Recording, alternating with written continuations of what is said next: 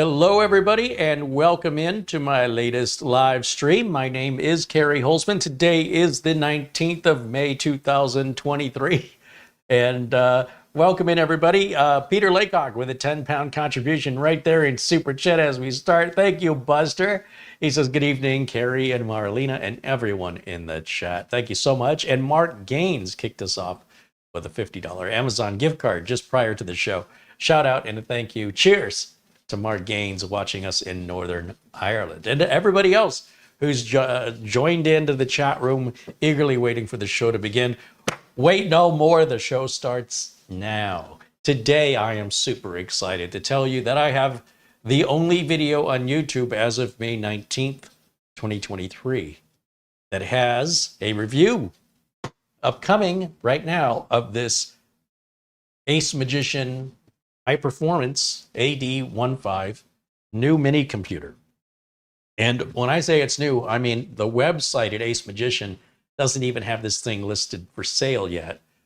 Amazon has it listed if you know to go find it, and I have a link for that in the video notes below today's video, which is it's a $599 MSRP. It's $120 off over at Amazon with a little coupon. You check the box, you get it at $479. And what are you going to get for $479? Is it worth it? We're going to talk about that today. I also want to mention that I've been in discussion with AceMagician regarding making the drivers available for their mini PCs. Should the end user want to reinstall Windows 11, you've been in a uncomfortable position of having to locate your own drivers. And I told AceMagician, that's not acceptable. And they're like, well, you can contact support, but I contacted support over the weekend. I had to wait till the weekday, plus the 12-hour time difference before I got a response. And I didn't want to wait. I want to get this thing up and running, you know what I mean? And I said, you got to put the drivers on the website. Now, as a result of that, the AM06, is it? Those drivers are now added. And then the drivers for this one, they assure me, will be put on the site as well. But I'm not too worried about that since the whole unit itself isn't on the website. But it is something I'm looking out for you guys. I want to make sure that if you need the drivers, you'll be able to get them. And if anything should happen, then reach out to me directly, because I will keep a library of the drivers just for Windows 11. If you want to switch operating systems, you're on your own. So at least that, you can always put it back to what it was designed for, Windows 11 Pro. Planet Cryos contributes $2 in Super Chat. Says, high performance, show has commenced. And Geekazoid Tech with $2 says, hello, Kerry. It's been a long time, buddy. Hey, it's been a long time. Thank you for your $2 contribution and for jumping in and saying hello. Yeah, so today we have a very different looking AceMagician computer. And here's the thing with these mini PCs. It seems like we're sort of on the fence with these sort of AliExpress type deals where you buy it and then you're on your own. And it's a really, really cheap price. But then if you need anything after, say you buy it from Amazon, you got 30 days to return it. And after that, well, I think you're on your own. Now, with regards to the machine that was sent in to me for not booting, that just looked like a user error. I was able to reset the NVMe drive, reinstall Windows 11, and apply the aforementioned drivers. And then that viewer agreed to take the machine back and give it a second chance, because quite frankly, when trying to find a replacement for this viewer, there was nothing that offered the value, in my opinion, of the AceMagician at that price. So do bear in mind that if you are going to buy any of these mini PCs that are not, the big name brands like Asus and Intel NUC, that you can save over $100 easily. But should you need support, you're sort of going to be on your own in many cases, and we'll do our best to help you. And there's a mini PC forum where a bunch of mini PC enthusiasts go to share their stories and reviews and help one another. And that's called minipcunion.com. And they have a review of this unit just posted 3 days ago, where one of the members was sent the unit. He ran it through a bunch of tests. And I have the link to that in the video description below the video. Also, I got an alert today that TEAMGROUP has a 2 terabyte NVMe drive, Gen 3. That's pretty fast. I mean, it pretty much It's right up there at the top with Gen 3 drives for 2 terabytes for $79.99 and free shipping at Amazon today. I don't know how long the deal is. A link for that is in the video notes. If you make any purchases from Amazon using my links in the video notes, I make a small commission. I don't know who you are. I don't know where you are. You don't pay any more and you don't pay any less. It's the same. You pay the same. But it does result in a very small commission being returned to me. And those add up if viewers do that to make any purchase at Amazon from my link that takes you to Amazon. Once you're in Amazon, you can buy anything and a small commission will be kicked back to me anonymously. The only thing I can see is what was purchased and when it was purchased, how much was charged, and how much commission I earned on what day and time. That's it. I don't know who bought it, where they are, nothing about it. So it's a great anonymous way to support the channel. And I'll try to find deals all day long for you guys from Amazon, such as this TEAMGROUP 2 terabyte NVMe drive for $79.99. Now, you can find a cheaper 2 terabyte TEAMGROUP NVMe drive that runs at half the speed for about $70 if you want to save a few bucks and go half the speed. If you do a manual search for TEAMGROUP 2 terabyte NVMe on Amazon, it's going to pull up about 5 or 6 different models, performance models, budget models. So if you want to get directly to the unit that's on sale, you can save yourself the search and just click on my link. It's all in the video description below the video. I've also copied and pasted all the information AceMagician put on the Amazon page for the AD15. Sometimes I go through and correct the grammar and such, but I've been, I kind of gave it a once over and said, it looks good enough, and copied it in there for you guys. So it's essentially the same information you're going to find on the Amazon page, which is linked in at the video description below the video. Now, let's take a look at it. What are we dealing with here? Let's take a look at the Amazon page. Let me go to my window capture, and we'll turn that on. And then I will select that window, which is right here, and we're going to take a look at this together. That doesn't look right. Oh, hold on a minute, guys. I have to activate the window. Okay, I'm a little out of practice. So here it is. This is the AceMagician AD15. It is a 12th generation Core i5 12450H. That is an 8-core 12-thread processor that can get up to 4.4 gigahertz. This has Wi-Fi 5 and Bluetooth 4.2. Now we know Wi-Fi 6 and 6E and Bluetooth 5.2 or 5.3 are even newer than this. But by going with a generation older, you can save quite a bit of money here, and I'm suspecting that's why they did it. It's got 16 gigs of DDR4. This is a 12th gen, so it doesn't require DDR5, and a 512 gig NVMe SSD. It can support 3 screens at the same time at a resolution of 4K and 60 hertz. Now, they say it's good for business, gaming, and daily use. I don't know about gaming, but certainly for everyday use, for just about everything else. Here it says apply a $120 coupon, and you'll see that brings that price to $479 here with free shipping, and it looks like I'd even get it.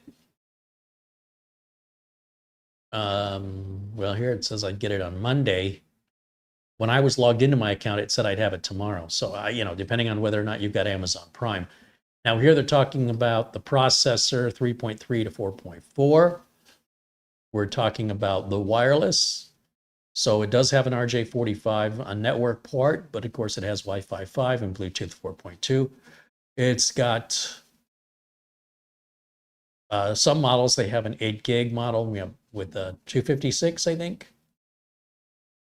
No, 8 gigs and 512 or 16 gigs and 512, it looks like. Let's see, there are 2 HDMI ports together with the Type-C on the front. Oh, the Type-C on the front can be used as a monitor output. Okay, that's how we're getting to 3 monitors. This talks about their support. And, apart from the delay, right, because of the time zone difference and weekends, their support was responsive. It wasn't like they ignored me, just so you know. But it's not 24/7 support. So looking at the pictures here, Windows 11 Pro is included, bearing in mind if you went to buy Windows 11 Pro directly from Microsoft, that'll set you back $199.99. And that's included on the build. There's a picture of the front ports, a picture of the rear ports right there. Of course, we're going to take a look at it close up here in just a minute. That's gigabit Ethernet. It's not 2.5. And single core, multi-core performance here. All well and good. Everything looks good. And then I want to show you the review over at the minipcunion.com website. So I don't know who this person is. It's the only information I can find online of anybody reviewing this. So if you're interested in getting into the technical details, this person puts a TLDR in here, too long, didn't read.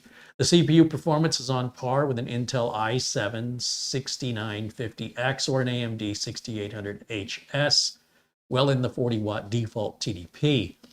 After unlocking the power limit in the BIOS, the CPU will gain some performance to match the Ryzen 5 5600X or Intel's own i5-11500 desktop class CPU. As for the GPU side of things, there's nothing special. I'd say it's a very capable integrated graphics processing unit solution for even the most demanding office work, but not for gaming. And further, this person does a very thorough review here talking about even the noise levels and temperature, and said, as we can see, the thermal solution can manage the 40-watt default TDP quite well, with the temperature topped at 80 degrees Celsius throughout the Cinebench R23 run. As for unlocking the PL limits, the system first boosted the CPU all the way to 65 watts of power, resulting in temps as high as 100 degrees Celsius while in PL2, and hovered at the low 90s into the high 80s after 45-watt PL1 kicked in. After that, I took the system apart and repasted it with Arctic MX6 thermal interface material. While the highest recorded temperature can still be at the high 90s with PL2 expired at the CPU. Oh, and the CPU was conforming to the 45-watt PL1. The temperature was basically the same or slightly better than the stock thermal interface material. With, I told you, replacing that thermal material is just a waste of time. Nevertheless, during these tests, the fan stayed relatively quiet. It is certainly more quiet than the AM06 Pro that I've tested. Please be aware the AM06 Pro uses a 35-watt chip, while this i5-12450H chip can pull 65 watts and can maintain 45 watts. This is impressive, to say the least. Okay, and that's it. That information was just posted there, just on the 16th. Today's the 19th, so just 3 days ago. And that's all the information we have to go off of. And I don't usually go that in depth with what the TDP is and all this other stuff. So, you know, my thing is to be pragmatic and to be practical and to really figure out, is this something that might be of interest to the average home user? And that's my goal here, is to try and represent the vast majority of computer owners out there, not just the enthusiasts that swarm YouTube, both as far as creators and for viewers. And if you are an enthusiast, that's all well and good, but I want you to be prepared. We're not getting into that level of stuff. We're going to cover the basics and we're going to cover the practicality, which, quite frankly, I'd like to see more of that on YouTube. I don't know why it's got to be one or the other. That's how it is today. Shall we get Cam Girl over here and do a close-up of the unboxing? Now, for full disclosure, I already took this out of the box and updated Windows 11, so that was about a week ago. There might be some more updates since then, but we shouldn't have to wait so long, so we can expedite this. I did try to put everything back in the box and only take out the things I absolutely needed, which is just the power brick and the PC, and so there might be some plastic wrap that's missing, but I mean, does anybody really care? It's in the box. We're taking it out. You got the general idea. Not a reenactment. Let's go to close-up camera. Let's see if that's going to work for us. That worked? Come on over. There we go. There it is. I don't know if you want to keep the USB plugged into that or not, if it's tight. Okay, so right down here is where we want to go. This is how the machine is boxed. We've got some information on the back of the box. This is going to tell us what's in the box, right? Depending on what boxes are filled in down here. The color, the RAM, what they're calling the ROM, which is the SSD. and then the plug type. You'll see they've got a UK plug type, a European plug type, and a Japanese plug type. So some people in India were wondering if they could buy these. As far as I know, many of these mini PC manufacturers all have the same problem, which is finding a distributor in India. And because of no distributor, it's pretty much across the board. It's a no-go. I'm not quite sure what plug type India uses, if it's a European plug type, but nonetheless, because of the infrastructure there, it seems like it's difficult to get distribution for these mini PCs. Hopefully that will change in the near future. I'm sure they want to sell more units, but yeah. Okay, let's get this unboxed.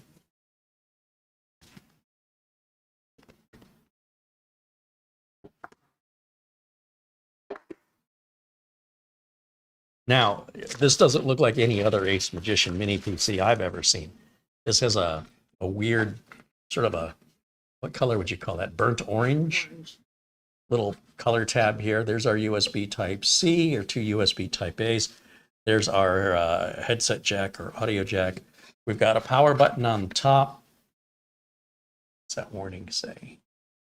During the first boot up process, if you cannot log in. Oh, when you first boot it up, don't plug it into the internet. Okay, on the back, there's our gigabit Ethernet port, our barrel style power connector. There's a Kensington lock or K-lock if you want to bolt this down with a steel cable. 2 HDMI and 2 more USB 3s. And what is that? Reset. See an R there. So that's a recessed reset button. Now check this out. This is a bit different. On the bottom, there are 2 screws. One here, one here. And if I take this screwdriver out,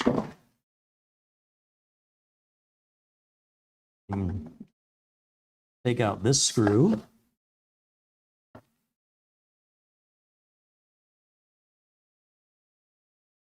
you know what?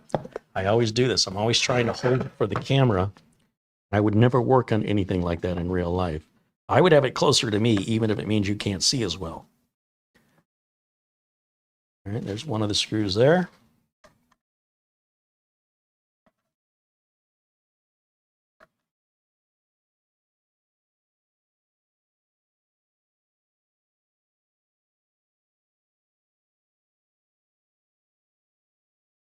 There's the other screw right there. Now, once you've removed these 2 screws, I believe this slides towards you. See how it's got a little gap here? And then we can just lift it off. And inside, you can see we've got 2 memory modules. That's obviously in dual channel. And we've got our SATA or NVMe drive. I think that's NVMe, but we'll check it. And then we've got a drive bay here for a 2.5-inch drive, which appears to not have anything holding it in. Like there's no screws or latches. So it looks like you're just going to put it in and slide it back. And then when you put the cover on it, it's got nowhere to go. So I guess that's a smart design in the sense that it's fewer parts for you to lose, and it's an easier install. And that's pretty much all there is, right? Everything else is going to be back behind this piece of plastic here. There's nothing user serviceable back there, so I don't see any reason why anybody would want to get back there. I mean, I know why some people would want to get back there. It's because they like to break stuff. But I don't like to break stuff. I like stuff to work. I like it to be reliable. And there is nothing user serviceable in there. So I can't see any reason to expose it other than to potentially cause harm, or to put it to leave it exactly alone, which defeats the whole point of opening it. Now, we might do a future video where I open it just so you don't have to, because oh my gosh, I got to know what's under there. It's ridiculous in my opinion, because it doesn't matter. However, if it's something that's just eating away at some people, then we'll revisit that. But for today, I don't want to risk damaging a unit that I've barely even had any time to experience. So once we've gotten the review out of the way, if we choose to potentially damage it by going in further, then we'll do that later. So I'm going to go ahead and just seal this back up because there's nothing more I need to do in it for right now. And then if we want to run the 4 terabyte test just to see if it'll accept 4 terabytes, This doesn't mention any sort of limitation because there's no website information on it just yet. And at the top, we've got a little sticker here that tells us about the individual unit. So that's pretty much it. That's the whole unit. Got an AceMagician badge here. It's a really good looking, unique looking unit. Nothing else looks like that. We've got a small owner's manual here. And back to the box, there's a small box here. And that's going to contain, what is this? A Mickey Mouse style, sort of like a laptop style power plug that goes into this ginormous power adapter here. That is massive. Right? If you want a computer that goes faster, it's going to need more power. If it needs more power, the cooling's got to be more aggressive. The fans have to be more aggressive. The power supply has to be able to provide more power. So it's going to cost more to run. It's going to be bulkier, not as portable. That's all part of what comes with going faster in performance. Is you're also going to spend a little bit more money. We've also got a small USB. This is not USB. This is an HDMI cable. So if you were to this is not VESA mountable. I don't know why this cable's included. I think this is just a 5-foot HDMI cable just to hook up a monitor, but yeah, that's unusual. And that's it. That's what you get for your money. And let's plug it in and see what it does. So I'll start with, well, here I got smart and I got one of these. I'm going to probably swap this out for a black unit, but this is a power surge protector deal. So I can just check this out. I can plug this in right here. Ta-da! And then I can plug this in. And my life is so much easier. Look at me. It only took me a few years, but I got smarter a little bit. Little by little, we'll get there. And let's see, keyboard and a mouse. I've got that right over here.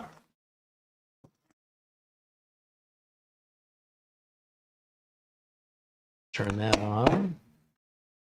And I'll grab the wireless dongle and plug it in. Oh, anywhere back here will be fine. Now, because I've already run this through the first, out-of-box experience of setup of Windows 11, I can safely plug it into the internet. So I'm going to do that now along with the HDMI cable so we can capture the output in the capture card. Once I untangle my HDMI cable, which seems to have snaked itself around several other cables, like some kind of weird HDMI python trying to choke them. That's an aggressive HDMI cable right there. Be careful, it's venomous. And then my internet cable, which is on the floor, Ethernet. Ethernet, where are you? Here he is. Oh, he's a survivor of the HDMI choke. There it is. Now we're all plugged in. We should be able to fire it up and see what it's going to do. So right over here on the top is the power button. I'm going to go ahead and press that. And then we're going to switch over to the what is that? That's my HDMI input. Here we go. It says no signal. You're clear. Thank you. Now we've got the AMI BIOS power on self-test page. And we get the toilet flushing. Isn't that what that is? That's a toilet flushing, isn't it? And then once the toilet is flushed, we get to the desktop. Here we go. I set it up with a username of user with a local account. And that's pretty much all I've done to it. I've not tuned it or optimized it in any way. And while we're in here, let me go full screen over here because I can barely see what you guys are seeing full screen. Oh, that's better. Now I can see. Okay, let's take a look at what's going on in here. We'll take a look at the system. Did I not turn my keyboard on? System. In system configuration, is it? No, that's not what I wanted. System information, maybe? Let's try that one. All right, we get a little bit of information here in regards to the CPU is, in fact, what it says it is, right? Not like we're expecting it to be anything else. We are in UEFI mode. Of course, that was a thing you used to have to check when we were switching over. I've got it already set to my time zone here in Phoenix. And let's go into the settings. Let's do it this way. and we'll go to About. Now here you can see we are running Windows 11 Pro. This is 22H2, and it came with 22H2. I didn't have to upgrade it to that. 16 gigs, as you can tell. It's two 8 gig modules, as we previously exposed. It's in dual channel. And there's a 15.7 gig usable because our onboard graphics card is using some of that RAM. If we look in the device manager, sometimes you might have devices in a computer that aren't even being detected or used. It typically happens when people reinstall their Windows operating system and just automatically assume that Microsoft is going to load all those drivers for you. Because this is such new hardware, much of these drivers will not be available during a fresh install, and you will need those drivers from AceMagician that we talked about earlier. So everything looks real happy in here, and when we're looking at a computer like this, essentially what we've got here is a nice business class machine, which would suit most home users quite well. Now, when it comes to gaming, if you have some really light games, something that doesn't require much, I suppose it could do it, maybe, if you're not too demanding, but it's not really designed for that. And I know they want to say gaming because, you know, that's a magic word people go for, but you've got to have your expectations set properly or you're not going to be a happy camper. So, you know, older games, maybe we could put League of Legends on it or something, it'd be fine, something like that. But really, if you're looking for a good home computer, something like a home theater PC, anything like that, I think this is the way to go versus building your own desktop, because you're going to save a lot of money for the amount of power, storage, everything that you're getting here is really good value for the money, especially with that $120 off coupon. Try and build something yourself. Price out the motherboard, price out the equivalent CPU, cooling fan, the Windows 11, the case, the power supply, the RAM, the storage. Price it all out to match what this is and tell me what a desktop version of this would cost you. I'm going to imagine it's got to be about $600, $700, maybe even $800, depending on how you configure it or where you're buying your parts. Let me plug my utilities flash drive in and let's take a look at this SSD performance. So first of all, let me figure out which way the USB goes in. There it is. And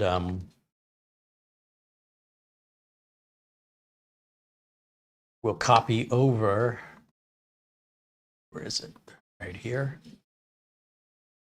USB. Copy over some of these testing utilities. So there's CPU-Z, crystal disk info.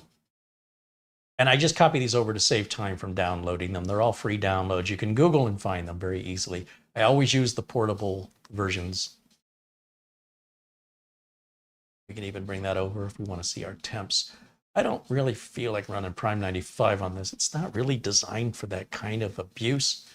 I have no doubt it'll survive it, but you know, what sort of sadistic masochist are you to do that to a poor little machine like this? Get yourself a full-size desktop with a big, big cooler and have at it if that's what you want to do. This looks to be a SATA drive, not an, I said NVMe, but it looks like it's SATA only. And that's very disappointing because the machine is otherwise so well equipped. I kind of feel like this was an error in judgment from AceMagician to go with that. So that means our maximum is going to be about 550 on the reads and writes, maybe 560 at the most. And that's a far, far cry from what we can expect from an NVMe drive. And, you know, price-wise, they cost about the same. And why it's got a heatsink on it if it's SATA makes no sense to me whatsoever. I don't understand why they went so low on the storage performance. However, because I know that CPU can handle it. It's just whatever chipset they went with here for some reason. Boy, if I had to find a negative about this particular machine, it would be that the storage is what it is. Now, I understand to get to a certain price, they've got to make certain cuts. I get that. But to me, what's the point of an i5? And what's the point of 16 gigs of RAM? If we're not putting even a low-end NVMe in here, which would do, minimum 8 times this. So I don't know what they're thinking. That's disappointing. So I'll tell you what I want to do is I just want to verify that that's going to be SATA only, that's not going to see NVMe. Maybe the port will see either one. There's what they tell you, and then there's what reality is. And I don't know if it mentions this anywhere. I didn't notice anything like that in the review, but I skipped over it pretty quick there, didn't I? I'm just going to look in the little booklet here that's only about 4 pages in English.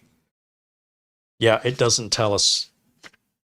You got to be careful about what they don't tell you, right? If stuff like this matters to you.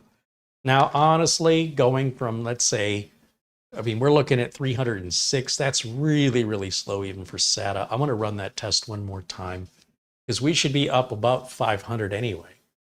And to not even hit 500 is even slow for SATA. That's like SATA 2 speeds. And SATA 3 is the maximum SATA performance. Yeah, that's better. It's 453. It's still 100 shy, but there might have been something going on. Here we go. Here we go. So much better. I can breathe a little easier now. Something must have been happening in the background. Maybe some update was updating in the background, and that was affecting our performance numbers. That's more like what SATA should be doing. It's still about 33%, 30% of a very inexpensive budget NVMe drive. In fact, that Team 2 terabyte drive that's $80, that'll run at 3,300, just to give you an idea. So instead of 541, instead of 541, imagine 3,300.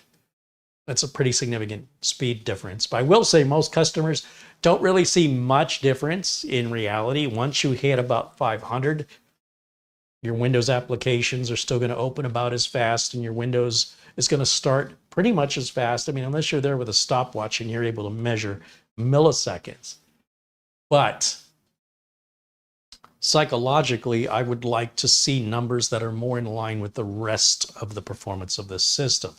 If this system had single channel RAM, if it was only 8 gigs, if it was an i3 or an N95, this would make perfect sense. But we're mid-range, but we don't have a mid-range storage, and that's very unbalanced in my mind, because I think for the same price, and I don't know what AceMagician is paying manufacturers in China for these drives, but if you go to Amazon and you search for any M.2 drive of any capacity, the NVMe drives are almost always the same price or cheaper than the SATA drive, regardless of capacity. So I don't know what's going on here. That makes me sad, because I thought, up until just now, I thought this was really cool. And my previous experience has said when these run SATA, they only run SATA. My previous experience says when you put an NVMe drive in these, they aren't going to see the drive at all. So why bother trying? But the fact of the matter is, until we try making assumptions, it's speculation. And despite previous experience with other models, even from the same company or other companies, that doesn't mean this model is going to perform the same, even though I honestly and truly think I'm wasting my time. I got to know for sure. I have to know. I don't want to take anybody's word for it. I want to verify it. So obviously, if it's SATA only, they don't make 4 terabyte SATA drives, so there's no use. There's nothing to test there.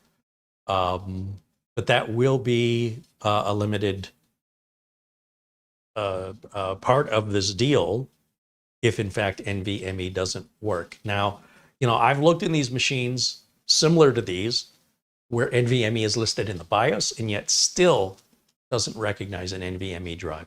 So I'm going to step over here and look for an NVMe drive that I can use.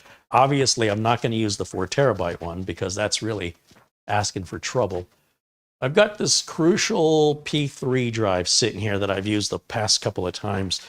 And this is a 500 gig NVMe drive. This would be something more like I would expect something like this to come with. And I think I left a Windows 11 install on here. So I should be able to just pop it out, pop this one in, turn it on. If it doesn't see a drive, then we know it's SATA only. That's how that goes. Should we get the close-up camera back out? I'm going to go ahead and just pop the power button right like that. And that's going to cycle through a normal Windows 11 shutdown, just no different than going to start and shut down. You can do that too on your computer. If your computer goes to sleep, you got to go in the control panel. And there's an option in telling it what to do when you press the power button. And this is still on, so that hasn't worked. So maybe this, I haven't changed it from the default, but maybe, no, it went off. Wait a minute, why is the power button still on? Oh, the power button on this is breathing. That means it's in sleep mode. So you see how fast it came up when I hit the button there? So what I want to do, I guess, I was trying to take a shortcut here, but you can configure your computer to behave to power down or to sleep by hitting the power button. You know which way I always set mine, so I can just lazily hit that button without having to go through the shutdown cycle. But since this is out of the box from the factory, that's how they've left it. And let's go to the close-up camera. Come on over here. Right. Turn that off. I'll pull out my flash drive with my utilities on it. HD, no, you know what? I can leave all that in. I'm just going to pull power, and we're going to take those screws back out again. And Uncle Kerry needs his glasses because I can't see so good. Getting old. What? Who said that? Get off my lawn. I'm keeping this ball. I'm going to pull my pants belt up to my breasts. Or my high pants. I'm going to turn my left blinker on and just keep driving. Going around the world to the left.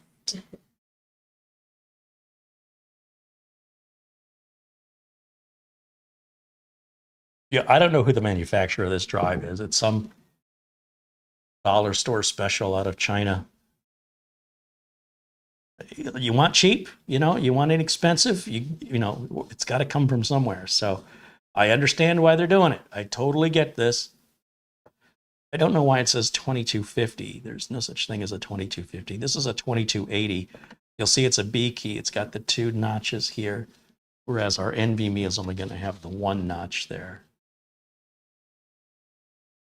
M key. Or did I just say those backwards? See, that says 2280.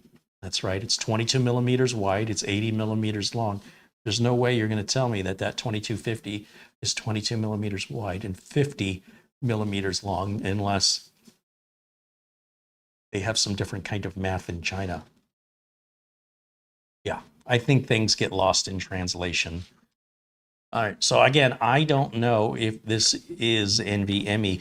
I will tell you that quite often when they're keyed this way, if you don't have that notch, the drive won't sit into the socket. So it's like they've given us a SATA/NVMe socket. It's promising, maybe, but I got a feeling it's not going to work. And I'll just keep the lid off of it here because I've got a feeling this is not going to work. If it does work, I'll be happy. But I don't think happiness is in the cards for me today. Let's go back over to the capture. All right, you're clear. Right now it says no signal. And give it a minute. Here it goes. Now, whether or not this boots will be the telltale. It's booting. Oh, thank goodness it boots. All right. Breathe. Oh, man. Because I was so excited for this, you know, and I was like, wah, wah, you know, so close. No cigar. I don't know why they shipped it with the SATA drive. This is obviously a brand new install of Windows 11. Let me see. Let me unplug the Ethernet cable because I don't want to be forced to set up an online account. And then let me just go through the setup real quick. Yes, it's the United States. Yes, it's United States. Yes, it's United States. Ask me a 4th time. I'm going to say I don't have internet. Continue with limited setup. That's good. And then I'm going to just say user is my name with no password. You guys have seen me do this how many times before? Clickety click, clickety click, clickety click, clickety click, and accept. All right, so that's going to finish setting up Windows 11. Obviously, this is a brand new install of Windows 11. I got it from somewhere. It's been sitting on a shelf a couple days. Now,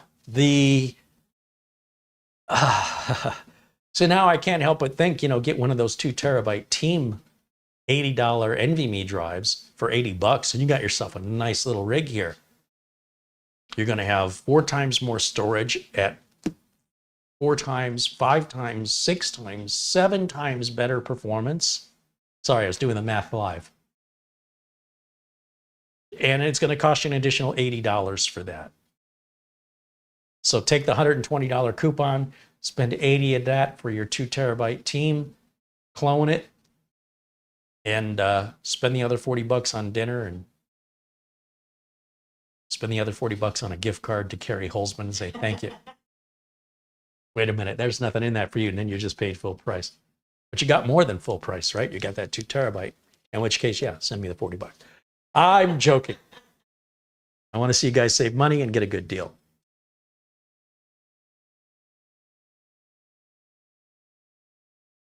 Okay. Now, utility CD, I'm going to plug that back in. See, did I just call it a CD?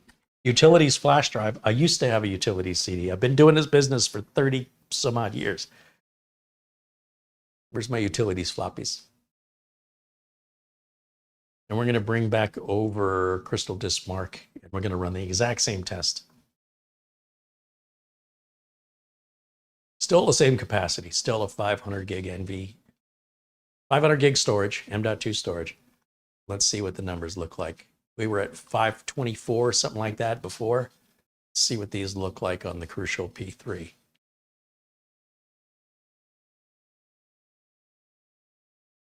Oh, 3456. That's a little better. A little bit, a little bit, a little bit. Okay, so now the next question is, will it see a 4 terabyte? All right, so while this test runs, I'm going to step in the other room. They can't see me anyway, so I'm going to get you the play-by-play. I'm going to step in the other room, the inventory room, and I'm going to look for... You know what? I got that Oyen Digital 8 terabyte. Too much? Too much. I like too much. There's no such thing as too much. Not when it comes to storage. All right, so I got my Oyen Digital 8 terabyte NVMe drive. That costs as much as 2 of these computers. Sure.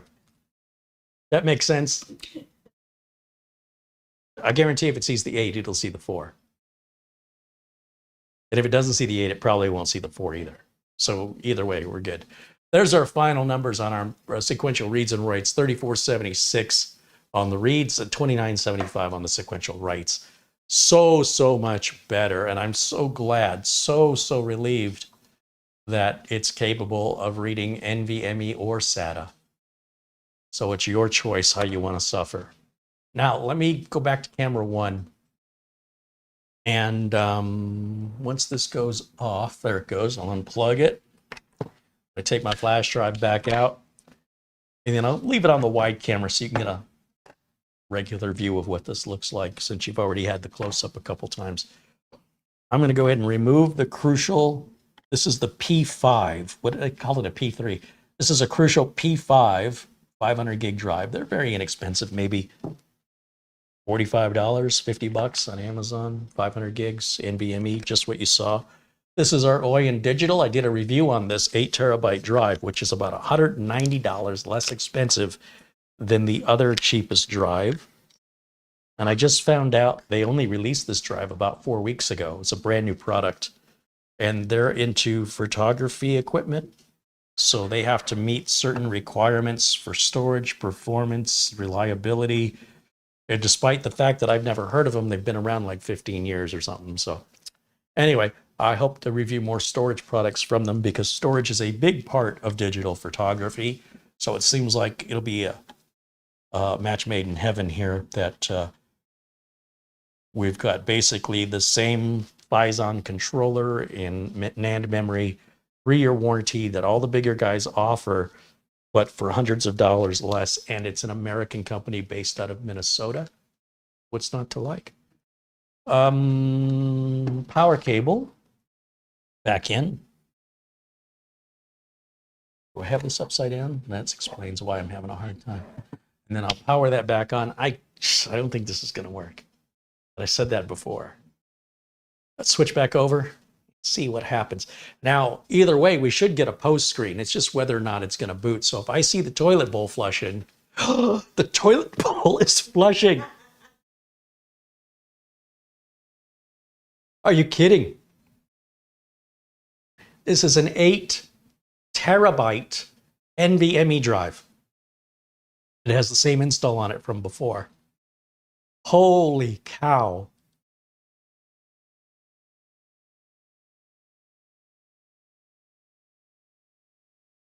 Now, obviously, in the device manager, we're going to be missing some stuff, okay? And I have the drivers, but I could load them, but I'm not going to because it's not really going to affect the performance of this. But you can see there's a lot of stuff in here where, like I mentioned, Windows is not going to automatically see these drivers, and they have to be provided by the manufacturer. So, or you have to get clever and go to each manufacturer of the device if you know what these devices are.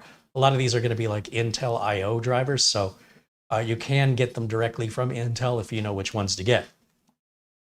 But as I mentioned, we will have the drivers. I already have the drivers for this from AceMagician. Let's see, is this Crystal Disk Mark?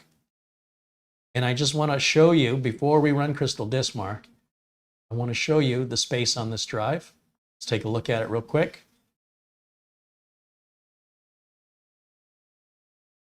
As you can see here, this has got a capacity of 8 terabytes.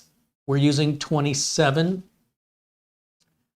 out of 79, 73 available. So just a little bit of elbow room there. And we'll see what the performance is on this drive.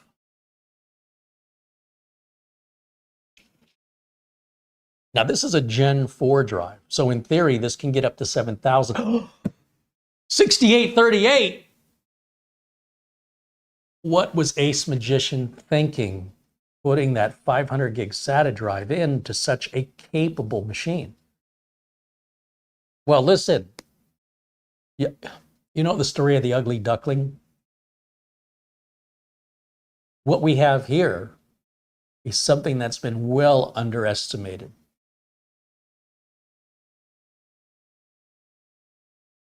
How come other review channels don't do this? Wait a minute, my write speed's 280. That can't be right. I know that's not right. There's something very wrong with 280 on my write speed. I did get a warning about something. I didn't read it.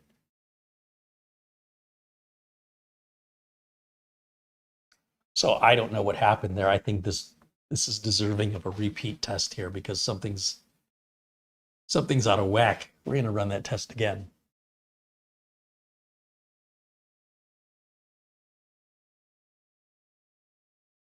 And this is why I bought the drive. Specifically, I don't, oh, now see our speeds dropped for some reason. Something's off. I wonder if the drive overheated. Should I touch it? It's pretty hot. Yeah, that's pretty hot. I think it's going to need, yeah. So where's my heat gun? Where's my thermal infrared heat gun? That feels really, really hot.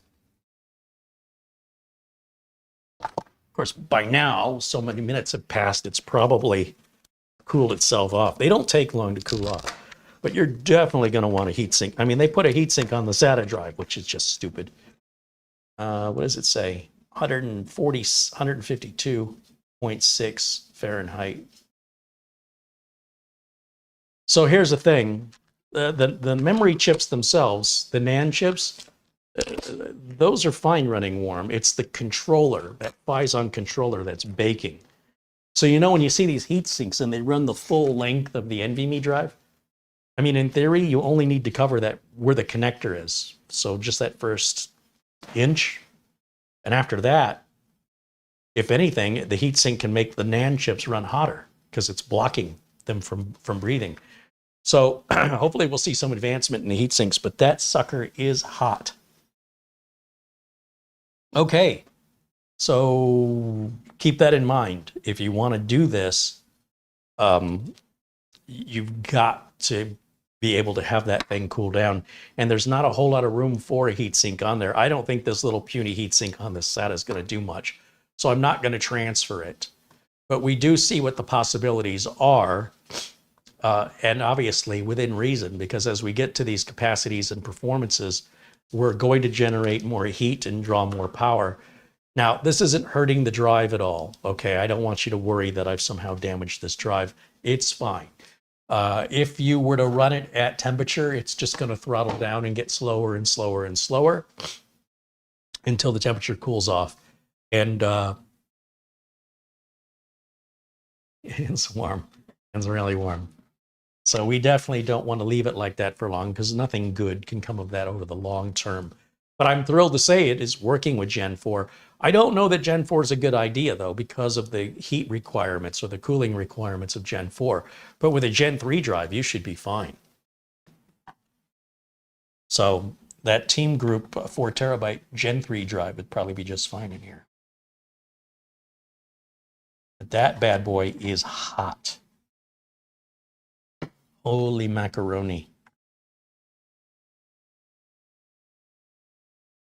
What a bizarre choice to put a 500 gig SATA drive into this otherwise very capable machine.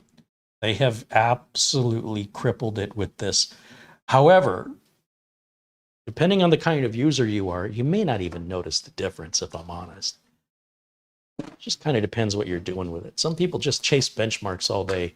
I know a lot of people that watch these kind of videos, they're benchmark watchers, and they just want to see bigger numbers. They don't have any justification. You ask them why, what are you going to do with it now that you got the bigger numbers? They don't have any answer. They just had the money and they had the time, and it just makes them feel good inside. And if that's you, that's fine. You know, I'm not making fun of you. What I am trying to do is to make everybody else aware what the logic is from a certain group of people that do nothing but chase numbers and have the money and the time to do it when there's no result that changes how they use the computer. Now, the people who actually do benefit from the performance, you don't really see a lot of them on YouTube. And those are people at such a technical level that they don't need to be watching videos like this. They're busy working, right? They don't have time for this. That's what I found in my career. Now, this, and there's always exceptions. So this Oyen digital drive here, this is the 8 terabyte drive. And I'm going to put it back in its package for next time. And you're going to keep seeing this over and over again as I continue to review other mini PCs and see if there are limitations which either aren't mentioned at all by the manufacturer or are underestimated by the manufacturer. And you think, why would a manufacturer do that? Well, a lot of times they're just, you know, they're coming out with models every other day, and they're just in the documentation department just copying over what was written about the previous model, making a few key. Huh? Oh, it's not hot anymore. It's already cooled. It doesn't retain heat like a. You ever get freshly fried chicken in the bone? It takes it like 45 minutes before it's cool enough to bite into and not melt off the roof of your mouth. It's not like that at all. It's very thin, and the heat transfer, almost like aluminum foil. You know, you can have aluminum foil in your oven, and the oven can be at 425 degrees.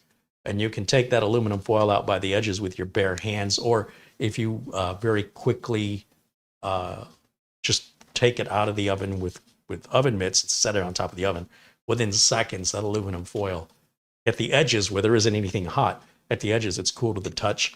I forget what they call that. There's a whole thermal properties thing there. But in any event, that's a very small little device. It cools off within just a couple minutes. And yeah, it did get very hot, though, and that certainly explained the drop in numbers. So it's not a problem with this so much as it's a problem that it wasn't designed for that. If the hole in here was deeper and had room for a taller heatsink, that would be nice.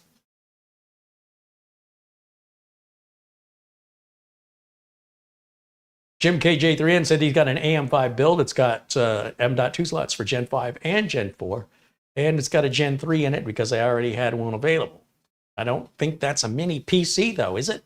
So we're talking about a PC that's very, very small here. This is about the size of a book. quite frankly, I've read books bigger than this and heavier than this and thicker than this. And I also suspect you spent more than $480 for your machine. So we can sit here and we can have this conversation in the chat room all day long. I can tell you about this car that gets 40 miles to the gallon, only has 2 seats, and only sells for $17,000. And there's going to be somebody in the chat room going, my car has 4 seats, gets 40 miles to the gallon, and does 0 to 60 in 2 seconds. But you ask them how much they paid for it, they don't talk about that. That's not the thing to, hey, I spent, that's where these conversations need to start. I spent this much money. I mean, if you want to compare what you've got to what this is, let's start at price. Just tell me how much you paid. Now, I'm not saying you paid too much, but what I need the audience to understand is those people paid a lot more. They didn't just pay a little more. They paid a lot more, and they got a bigger system. It's not little like this. And if that's what you want and it's worth it for the extra money, then that's what you should buy. But we can't sit there and say, well, here's what I have compared to this, and then not talk about the price. Furthermore, Gen 5 solid state drives, there's not really many to pick from. I just got one in the mail the other day, which is over here. And we go back to the whole point that if you want to go faster, you got to pay more. So this, for example, is a brand new Gen 5. As far as I know, only one of 2 that you can buy here in the United States. This is the MP700. Now, this is a 2 terabyte drive. Now, at the beginning of the broadcast, I told you about the TEAMGROUP 2 terabyte Gen 3 drive that sells for, right now it's on sale for $79 at Amazon. This is the same size. This is the same 2 terabytes of capacity. Would you like to guess? Anybody would like to guess how much this is? This is Gen 5, PCIe Gen 5. Okay, that 8 terabyte is a Gen 4. The team that I talked about in the beginning is Gen 3. Each generation runs twice as fast as the generation before it. So you can about double the price each generation for the same capacity. 2 terabytes of Gen 3 is about half the price of 2 terabytes of Gen 4. Or in some cases, Gen 4 can be 2 to 3 times as much for the same capacity, and then double it again to go to Gen 5. So if you want these performance numbers, which honestly add to milliseconds, they look like big numbers on your benchmarks, and that might make you feel all warm and fuzzy, and you're going to pay for that. You know what makes me feel warm and fuzzy? A wallet full of cash. So you do you. I would rather have the warm fuzzies from the money I didn't spend for the technology that gives me diminishing returns, just so I can have some, I don't know, something to brag about in chat rooms. That's not important to me. I'd rather brag about how much money's in my wallet rather than somebody who bragged about how much they spent. Now, that's just me. I'm not saying it's wrong to have the other attitude. Some people have a lot more money than me, and so it's not a big deal to spend that kind of money. To me, it's a bigger deal. So let me see here. I've got a RoboForm update.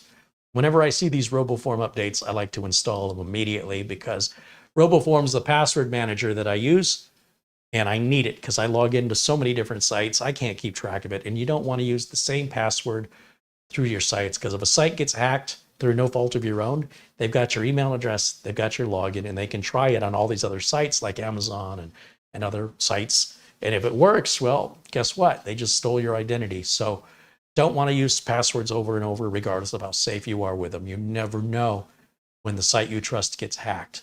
So that's not your fault when it happens, but you'll be a victim of it when it does if you use all the same passwords. We have a permanent discount of 30% off to RoboForm.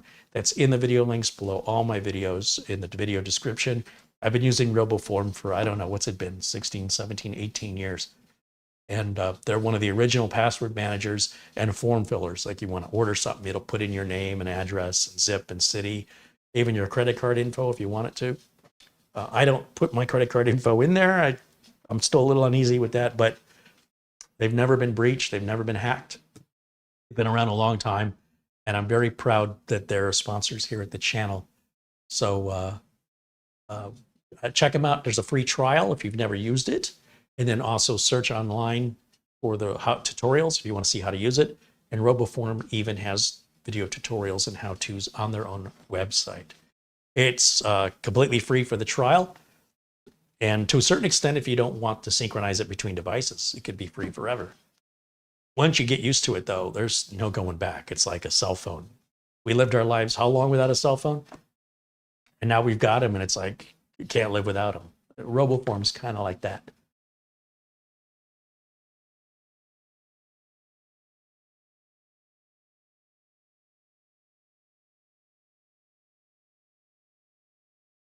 Michael Dane says he's got a Samsung 971 gig NVMe drive with a read of 3476 and a write of 2503. Yeah, that's exactly with what that drive should be doing. The writes are about 2/3 of the reads on those. If you get a larger capacity drive of the same model, it'll run faster. That's the way solid state technology works. And then, of course, the type of storage that it uses, the type of NAND, if it's MLC, TLC, SLC, or QLC. Just know TLC is on the high end, QLC is at the low end with regards to the number of writes and the speed at which it writes, but it's also cheaper. TLC of the same capacity can read far more, it can write far more times before the cells wear out. It's faster, and it's also far more expensive. And then MLC and SLC are kind of in the middle there. You can watch videos here on YouTube. They go through all that technical minutia. If that's what you're into, check it out. Not something I'm really interested in doing here, and it's already been done ad nauseum online. So feel free to check out those other resources if that's what interests you. Trevor says, hello from Australia. Les Stevenson says, wonderful reviews today. Thank you, Les. Thanks for hanging out.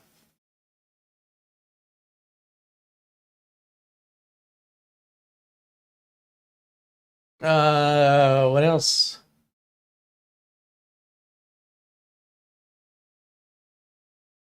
Peter wants to know if my motherboard should be able to handle that Gen 5. No. You're going to need a 13th gen Intel chip to handle Gen 5. That's a 12th gen. As far as I know, to the best of my knowledge, Gen 5 does not work on 12th gen. I could be mistaken, but we're going to guarantee to have a heat issue right away with it, so I don't see any point in taking that any further. Like if there was a Gen 6 that ran even hotter, I wouldn't bother with it. Or a Gen 7 or a Gen 8, the more we go, the hotter we get. And if it isn't going to be running at a stable temperature without some massive additional cooling, I don't see any point in even testing it. I don't know what would be gleaned from that. My understanding is you need a pretty high-end 13th gen motherboard to get Gen 5 on the Intel. So for example, I have a Z790 gigabyte board with an $850 13900KS processor, just ridiculous and stupid. And we're going to put it in there and test it. This is never anything I would have bought for myself, but it's here for the channel and to look at the possibilities because somebody out there has the money. Somebody out there, apparently everybody but me, has a lot of money that they can just throw at this stuff and not miss the money. If I throw it at that, I'm going to be eating Cheetos for a couple of months as I try and pay the credit card off. So, you know, for me and my lifestyle and the amount of money I make, it doesn't fit. You know, if I'm living a certain lifestyle, at some point it doesn't make sense for me to live a segment of my lifestyle like I'm rich, right? To go have Tom Ford make me a suit, right? If I'm wearing these kind of clothes all day and then I buy a $5,000 custom-made suit by Tom Ford, and that's just one suit, and I'm going to have a closet full of them, yeah, what's really going on is I'm going to have a massive debt behind me that's hidden from the public because I'm trying to impress people. So for me to buy a machine of that caliber is something done only because I have a YouTube channel. It's something for content. And for those who can afford it, I remain jealous of you that you could have a machine like that every day, because very few people I know that have a machine like that at home actually need that or would benefit from having it. The people that I build machines of that caliber for would be typically businesses. And even then, it's usually a specific employee or department in the business. Not everybody gets a machine like that. So even businesses that have potentially millions of dollars wouldn't spend it if they didn't have to. But if we just want to examine it from the sake of wondering, how does the other half live? It's not the other half. It's maybe the other 3%, 5%, if that, probably 3%. we'll cover it out of curiosity, but I don't find it to be a value. There's the dollar for performance is right down the toilet. You get much better value from mid-range on storage, on RAM speed, on RAM capacity, storage speed, storage capacity. It's all right into this middle area. On the low end, you're just kind of hurting yourself. That's self-abuse. And on the high end, it's kind of self-abuse too. Nobody buys a Ferrari because it's reliable or a good deal. You know what I mean? You're buying it to impress people, or you're buying it to fulfill some inner need. I can't help you with your inner needs, but I can help you with being practical and pragmatic. So that's what I'm trying to do here. And that's what motivates me to make these videos. And that's why, if you're wondering why I do certain things, it's always trying to be practical. Because that's how I was raised. If I was raised with a silver spoon in my mouth, I might think differently. Now, let's go back onto my teak wood faceted yacht. Can you continue this discussion over some caviar?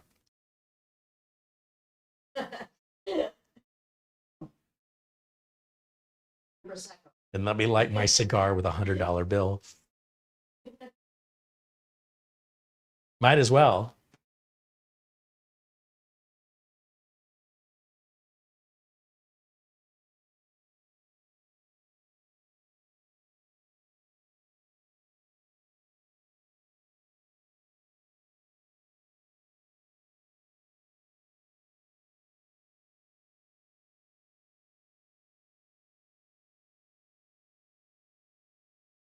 Flipper Flop's correcting me that SLC is the most expensive. I thought it was TLC. But as you can imagine, when you're dealing with so many different levels of technology, from motherboard chipsets and processors and video cards and RAM and speed and storage, everything starts to blend together and get mixed up. So I'm sure you're probably correct. The bottom line is, when I'm shopping for NVMe storage, I'm not even looking at that. I don't care. I'm looking at what are the performance numbers. I don't care if it drops off after a certain amount of writes because it doesn't have any DRAM. I don't use my computer in a way where that makes any difference in my life. If my copy takes 4 seconds more, I don't care. Furthermore, a lot of the data that I'm copying is coming to or from the network, which is bottlenecking it anyway over the gigabit network speeds. And I'm not going to replace my NAS with a 2.5 gig and replace my router or have to buy a switch that's 2.5 gig and spend all this money. So now I can run, instead of 130, I can run at 250 megabytes a second. And now that 4-minute file takes 2 minutes to, like, really, for 2 minutes?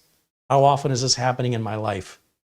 So I can't justify it. And certainly not 10 gigs. That's just preposterous, over the top, just set money on fire. Now, if I had a business and I had a lot of employees all trying to access a server, and we need to increase productivity, and we don't want to have people waiting around for files to load, different story. But me in my house, 2.5 gig is ridiculous. And none of that helps me on my Wi-Fi anyway. So it's just getting ridiculous. But to each his own. Remember, I'm trying to keep it real. Don't let me interfere with the world the way you want to see it if it upsets you. Okay. Let's see.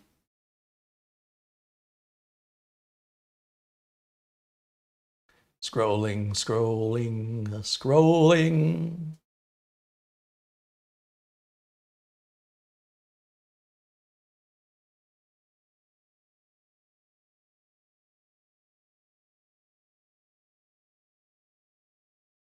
John Lewis mentioned the NVMe drive that I've linked to in a 512 gig version is under $30.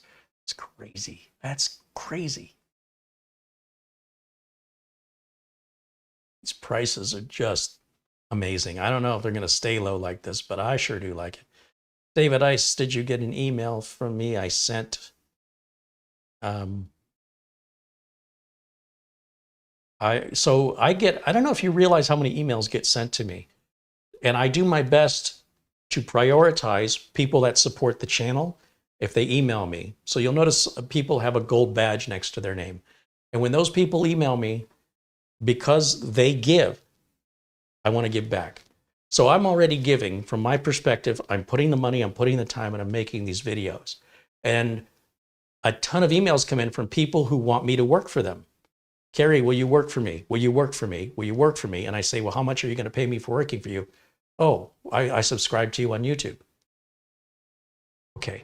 So in the meantime, while I'm having this discussion, somebody else who's got money in their hand is saying, are you going to help me? Am I going to wait here forever? And I'm like, I'm sorry, let me get to you. And then someone else is pulling me over. Carrie. I'm like, what?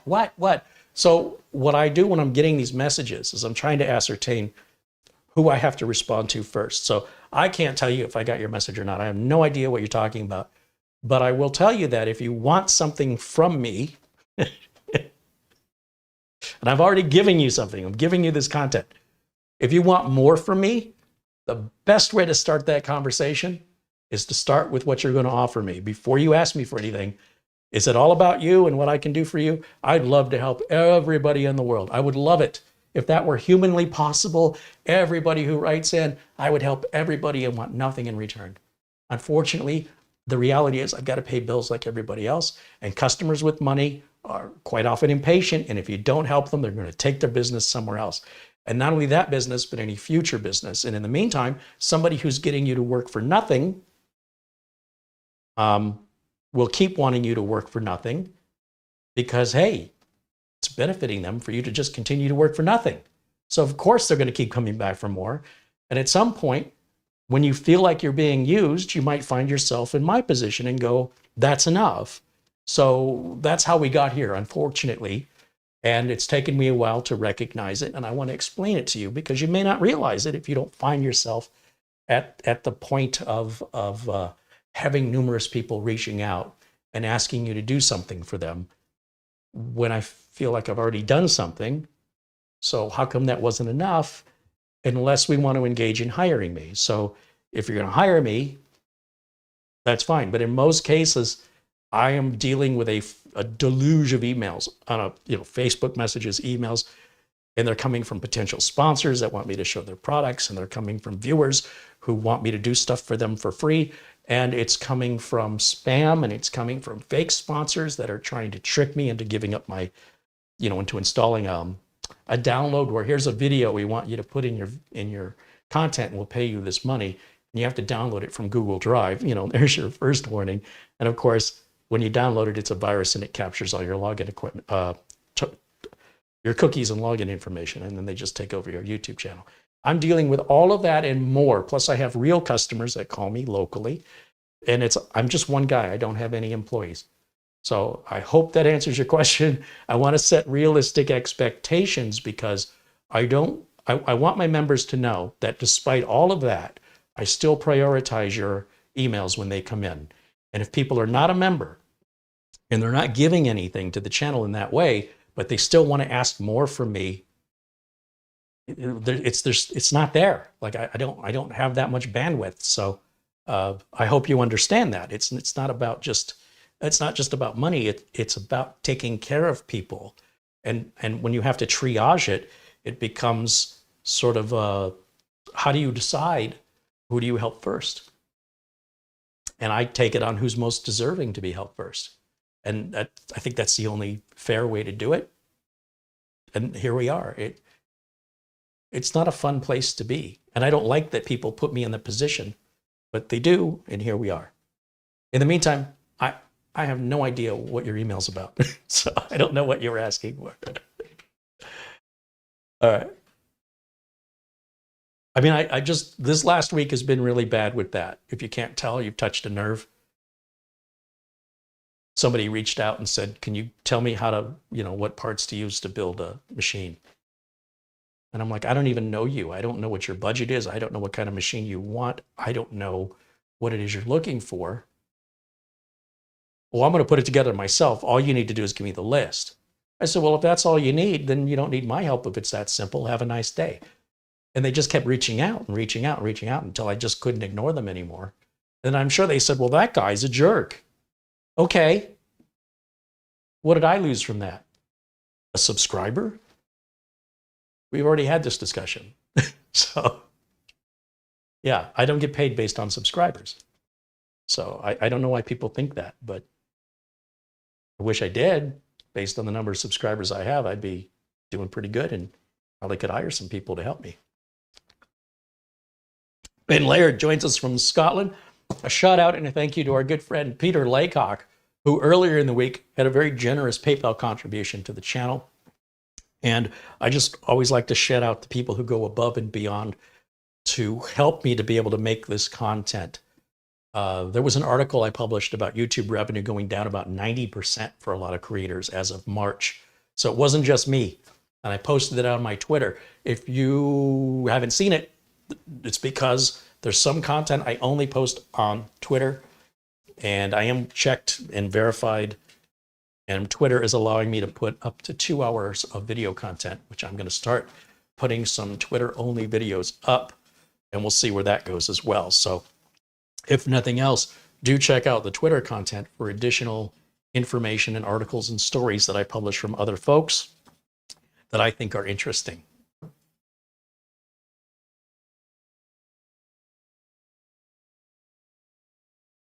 David Ice said it was a question about the size of an M.2 drive. So again, M.2 drives only come in 3 sizes. The 2280, well, there's a 22110, but I've never seen one. 2280, 2260, and 2242.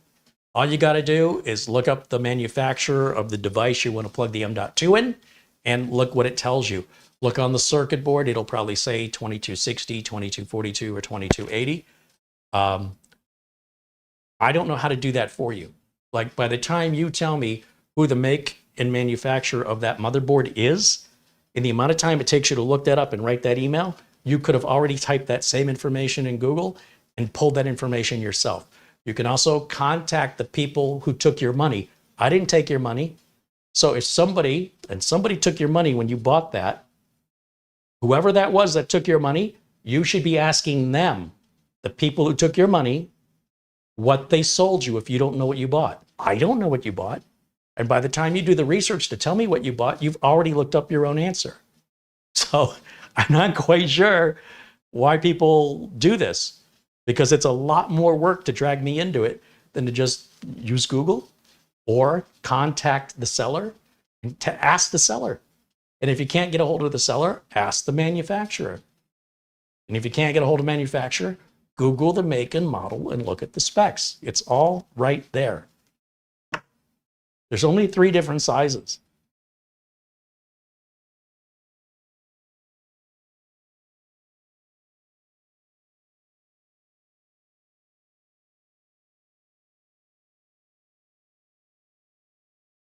Stowe has been a member, speaking of members, and a supporter of the channel for 12 months now. That's right on, Stowe. Thank you so much. He says, happy Friday, everyone. And again, a super thank you to all the supporters, because without which half of this content would not be made. Based on YouTube revenues alone, from the help of my subscribers, I'm earning what I was earning 2 to 4 years ago, somewhere in there. Even though I've got twice as many subscribers and twice as many videos and twice as much content, I'm making 1/3 the amount of money from YouTube revenue sharing. So that means it's going to be time to turn into one of the big tech channels and start taking sponsorships from manufacturers, so I could sit here and talk about their products and only their products and not say anything critical about them for fear of losing the money. I don't want to do that. I don't think you want me to do that. And I appreciate your participation in the chat room, and I appreciate that you're a viewer, but I also want you to take a minute and wonder where the stuff comes from. Today, this was presented to me from AceMagician at no cost in exchange for me to do an honest review. I have no contract, and I'm not obligated to say anything. This I paid for with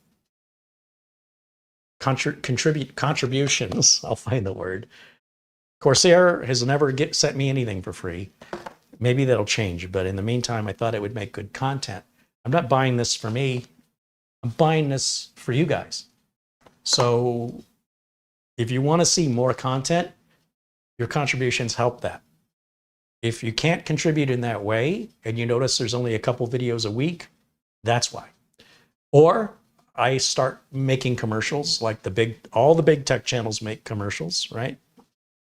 I'll tell you, someone did a really good video on this. Gamers Nexus recently talked about how they want to be independent and how they're not taking these sponsorship deals, or if they do take one, under the strict requirements that enables them to maintain their journalistic integrity. I got a lot of respect for that. Other media groups, they're just media groups. They make media. That's what they do. They're not technicians. They might want you to think they are, but you know, I'm not a doctor, but I play one on TV. They're there to make commercials, and they make a lot of money. They do much better than me. Maybe the answer is give people commercials. That's what they want. If that's the case, then enough of that. But in the meantime, we have enough supporters that we're able to keep this going, and I'm able to, you know, basically I've got a backlog right now of videos to make. I've got several videos I needed to make this week that I didn't get around to. So next week, hopefully I'll be able to get some more videos cranked out. And during next week, I've got more product coming in that I was setting up this week, and a lot of correspondence to get in here for the following week. And then hopefully at that point or the week after, I have a very unique computer build coming up. We're going to bring Mitch back, and he'll help us with this really bizarre case that's coming from China. So I don't know if it's going to be here in 3 weeks or 6 weeks. But once it's here, we'll get it scheduled. It'll be a Friday show, and we'll have Mitch back, and we'll have a lot of fun. And I guarantee you've never seen this case on YouTube. Nobody's done it. Just like this. Nobody's done this review yet. As of May 19th, 2023. I love to have exclusivity. I like to be different. And I like to show, because let's face it, when a company is sending product out to reviewers, they're pretty much sending it to all the reviewers. So if I go out and I'm buying the product, that's a different story. Not everybody's doing that. I want to give a shout out to another YouTube channel that's mostly doing the same thing. They're called Serve the Home, all one word. And Patrick over there at Serve the Home has introduced me to products I didn't even know existed. Like today, he posted a video on the ASUS store, NVMe NAS. What? What is that? It's an NVMe NAS. Synology doesn't make that. QNAP doesn't make it. It holds 6 NVMe drives, and they've got one that holds 12 NVMe drives, and ASUS has released it. And the 12 one, the one that holds 12 doesn't make any sense because you don't have that many lanes of traffic along with a 10 gigabit internet port, Ethernet port. It doesn't make any sense. But he's used contributions to his channel to buy these things. And he's done a lot of research, and you know, I was asking myself many of the same questions he was answering on the review. I was watching that before we went live today. And for obvious reasons, I got a lot of respect for channels that can operate independently. And especially when they're dealing with, you know, he had to go buy 12 4-terabyte drives, and they were about $230 each for the Crucial. You know, I'm not a fan of Crucial. I've had too many failures with them. And I like that Patrick pretty much says the same thing. He said these aren't really ideal for this, but he's got $2,400 or $2,600 in drives, plus another $400, $500, $600 in a unit. That's $3,000 for just one unit. And then he bought the other unit, the 6-drive one, filled that up with 6 1-terabyte drives that were like, I don't know, $50 a piece. That whole review just to buy those components had to be somewhere around $4,000. And he's not sponsored. He's doing that. He's free to speak his mind. And he's showing something I haven't seen before. Count me in as a subscriber. And I'd love to support that too. Same with Dawood Does Tech Stuff. We got something really cool coming up with Dawood Does Tech Stuff. Let's just say I like what Dawood does. I like his sense of humor and his sense of practicality about what really matters. I like how he doesn't take it so seriously. You know, oh my gosh, I'm not getting 3 more kilobits per second. I'm going to tear this apart until I figure it out. Who cares? To support what he's doing, I asked him if he would be interested in reviewing a computer from a few years ago that's unlike any computer I've ever seen before. And now that they're on eBay used, they're affordable. And I would help cover the cost if he'll review it. In his review, he'll probably tear it down and not be able to put it back together again. And he warned me, he's like, well, he assumed I wanted it. I'm like, no, I don't want it. If you do it, then I won't have to. All right, you're saving me work. What's that? I never reviewed it. I reviewed it at CES when it was brand new years ago. MSI was showing it off at the Consumer Electronics Show, but it was way too expensive for what I was getting paid. I couldn't afford it. Anyway, they ordered it. They got it. And it's on the filming schedule. And I'm super excited. I can't wait to see it. Yeah, that's going to be really cool. So, I support the channels that I thoroughly enjoy, to the point that if I want to see certain content, I'll ask him if he's interested in doing it. And if he is, or if they are, then, what can I do to help make that content happen? Because I really want to see Dawood tear this machine down, right? In this example. And I would do the same for Patrick at Serve the Home. If Patrick wanted to review this AD15, I'd send it to him and show my support for his channel. These aren't competitors for me. These are birds of a feather. And if you enjoy my content, I think you're going to enjoy Serve the Home, and I think you're going to enjoy Dawood Does Tech Stuff. Think of David, but with a W, Dawood. He is hilarious. And Patrick, very practical, super fast talker. I don't know where he's from. He sounds like he's from Michigan with the way he talks. You might have to slow his video down to catch up, to keep up.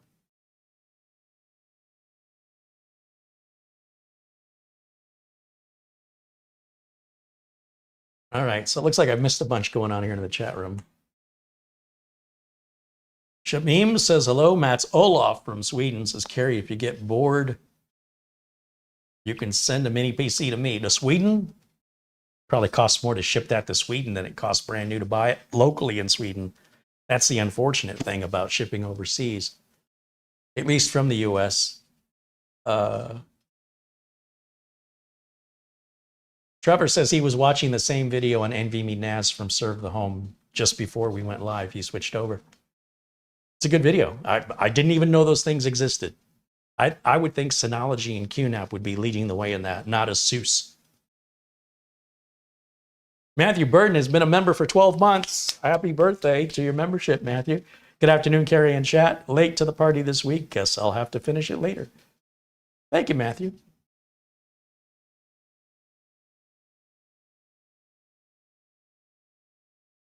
Martin says a Steam Deck uses a 2230 M.2. Is that what we're talking about? Was that all about a Steam Deck?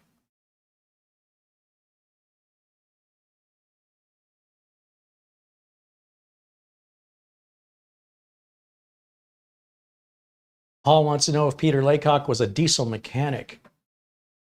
I'm not sure what he did with the trains. Maintenance of some kind. I don't know if it was maintenance of the tracks or maintenance of the switching equipment. I don't think it was maintenance of the train engines, but I'm not sure. I'm sure he can tell us.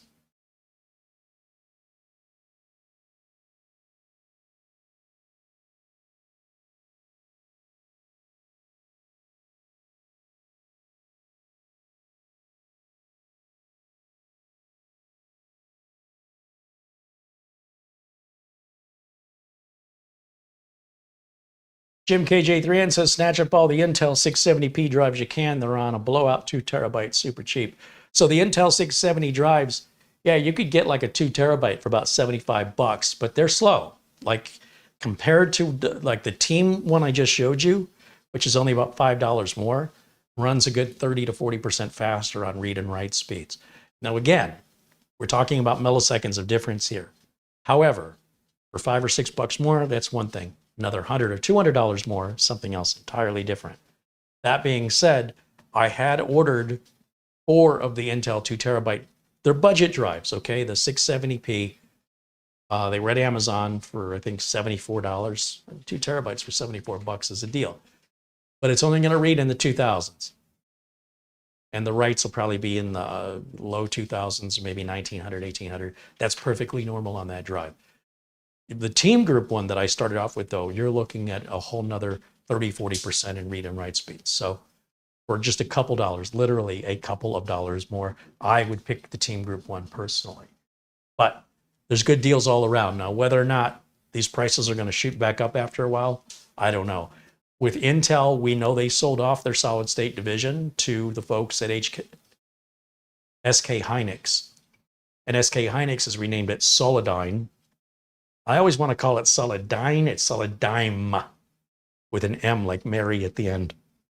It's the word solid, S-O-L-I-D, and then I-G-M like Mary. And that is the brand basically of the Intel 665, 670. All the employees that worked in that solid state division, along with the driver creators, all of that have moved over now to SK Hynix. So SK Hynix's Solidigm drives are really the Intel drives. They even have the NVMe driver you can download and install, and they even have the NVMe software for monitoring the drive. That's their version of what Intel had, because it's all the same Intel people that worked on it, and it's all the same equipment they worked on. It's now owned by a different company. So for that reason, all the Intel branded drives, SK Hynix wants them out of the market.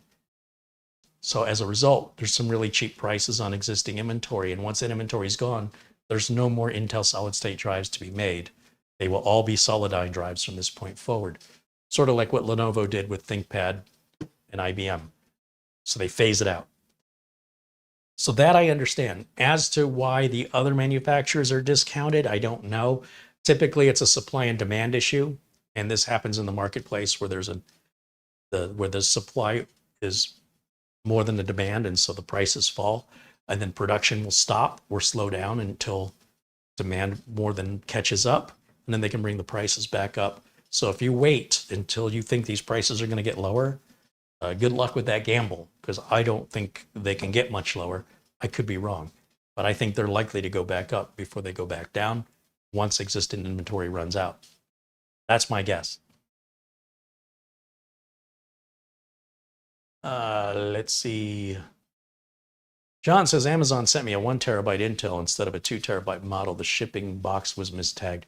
Yeah, Amazon customer service should take care of that. It shouldn't be a big deal.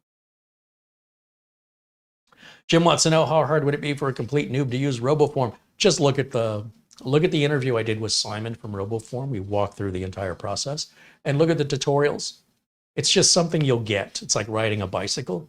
It might seem a little awkward at first, but then all of a sudden, once your brain gets it, once it clicks, it's easy, super easy. And then you're like, oh, now I get it. Once you get to that point, so you're asking me, how long does it get till I get to the now I get it point? That's up to you. But there's enough tutorials out there. Don't try to learn it all in one session. Just figure out how to get it to fill your name and password. Start there. And then once you figure that out, once your brain clicks and you go, okay, I get this. This is super easy.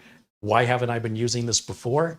Then you can step up to other things such as form filling and password generation and all the other really cool stuff that it does.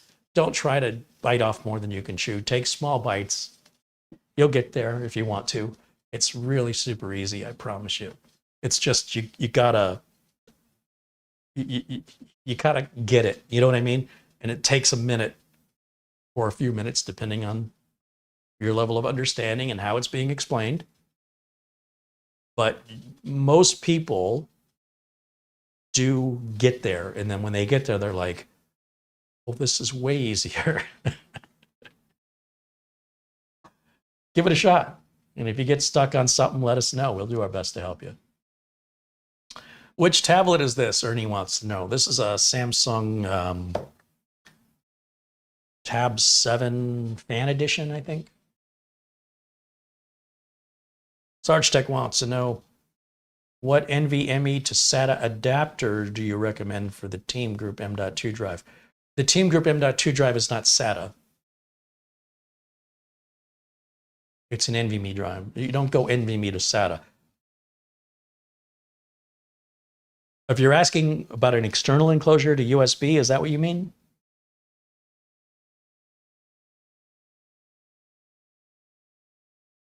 And Mark Gaines answers Ernie. He says it's a Samsung Galaxy Tab 7 Mark Gaines knows better than I do what this is. Thanks, Mark. That's funny.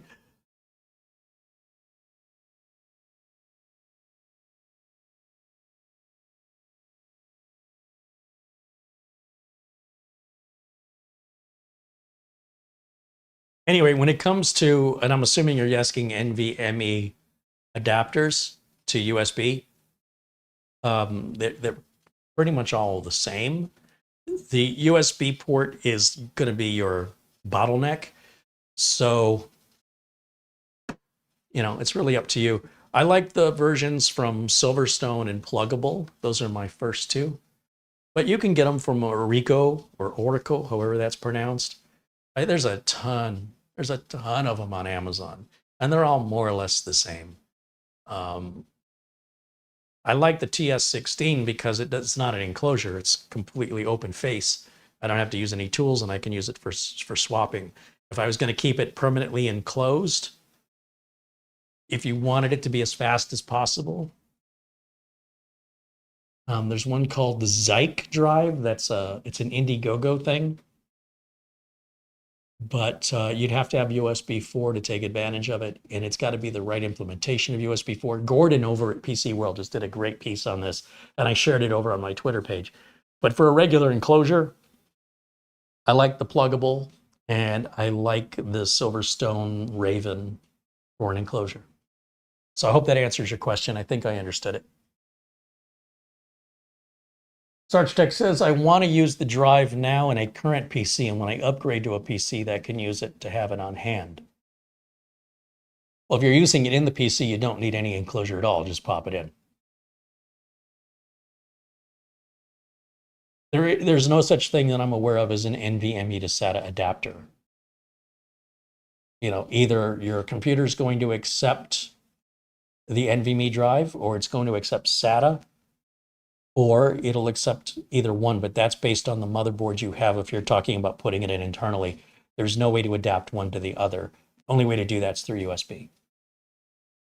3D Everything contributes $20 and says, I ordered a mini PC that you reviewed, the B-Link SER6 Pro, but due to a squirrel, I left your link before hitting the buy now button. Please accept my gift. Oh, that's very kind of you. Thank you.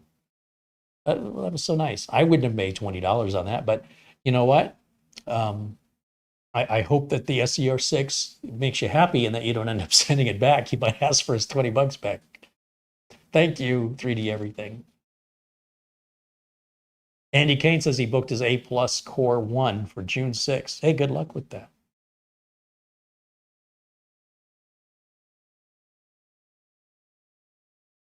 Russell wants to know, does Solidigm have a program written for Intel 665 to replace Intel memory and storage tool?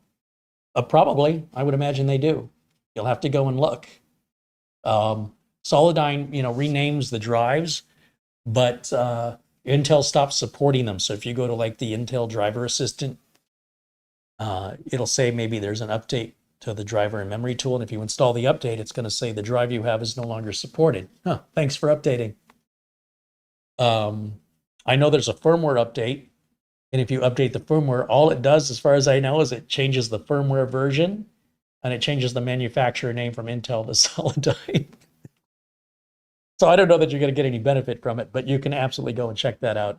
I don't have any details on that, but the Solidigm website should have the software and drivers available, and you should be able to work out if they work with your drive without causing any harm. And then come back and let us know. I'm kind of curious of that myself.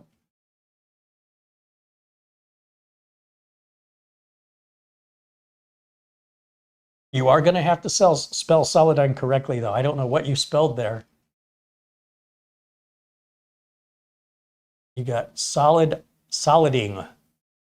Solidigm is S-O-L-I-D, the letter I, the letter G, and the letter M is in Mary. There you go. Paul spelled it correctly. Thank you, Paul. It's going to help your search results. I'm not trying to be, nitpicky on the spelling, but I do want you to be able to find what you're looking for, and that will make a difference. Okay, so any other questions? Anything you want to know about the mini PC that I haven't gone over? something you want me to check that I can, I'm happy to. We're at an hour and 40 in today's video. I like to keep these, right around 2 hours, but if we go to 3, I mean, I'm going to stick around as long as you guys participate and ask questions. If nobody wants to ask any questions, then I have nothing else to say. I've finished what I've done, what I was set out to do. And then, as I mentioned, I've got this review coming up. Got a couple other mini PCs to review from Minis Forum and from B-Link, as well as that computer that Mitch and I are going to be building that's unlike anything I've ever seen. There's no other YouTube videos that have covered it. I'm really looking forward to creating some exclusive content here. And of course, it's all a matter of time. If I postpone these videos too long, someone else is going to beat me to it. So if that's important to me and I want to be first and I want to have unique content, hopefully I will get to all of this next week and the week after. And if somebody else comes out with it between now and then, well, try again with the next one. I don't know what to do.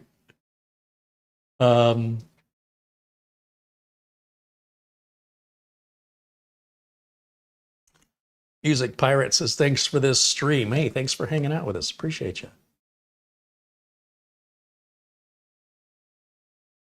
Paul Garrett says, gotta run. Thanks for the awesome content. See you on the next one. Right on, Paul. Thanks for hanging out.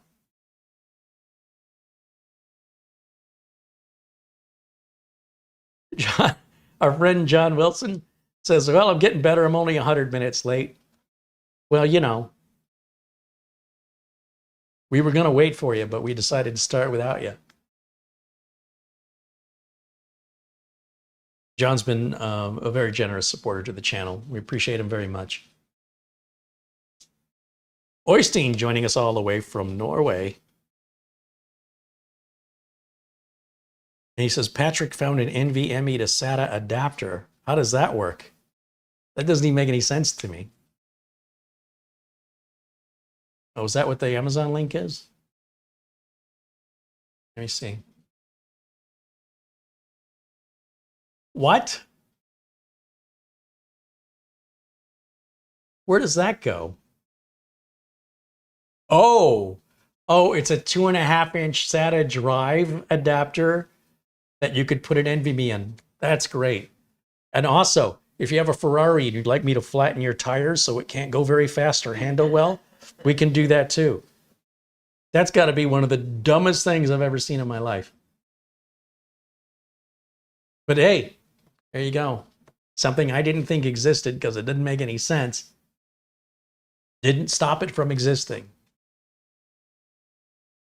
That's crazy. Hey, thanks for the find, Patrick. Who knew? Why would anybody even look for that? It's crazy. That is absolutely crazy. Let me find a very small, high-speed device and let me make it 3 times bigger in 20 and let it run 80% slower. So it's only at 20% of its possible speed. We're lining up to buy those. That's insane. Wow. I don't know what to say.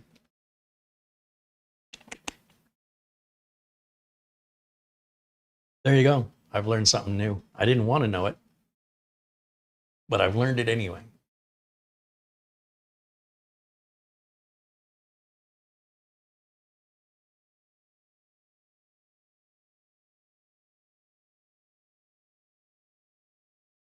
Should I review it? Matthew Burden contributes $20 to Super Chat. Says, I've been working crazy hours. I haven't donated in a while, so I thought I would share the wealth. Keep doing what you do. Right on, Matthew. Thank you. It's because of viewers like you, I'm able to make more content. I don't know how else to explain it.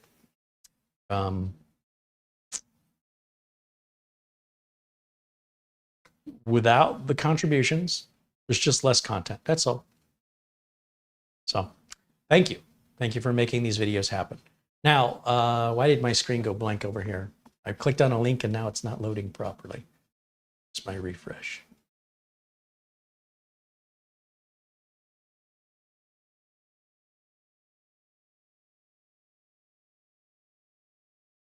I can share this link. It's in here somewhere. Patrick shared it.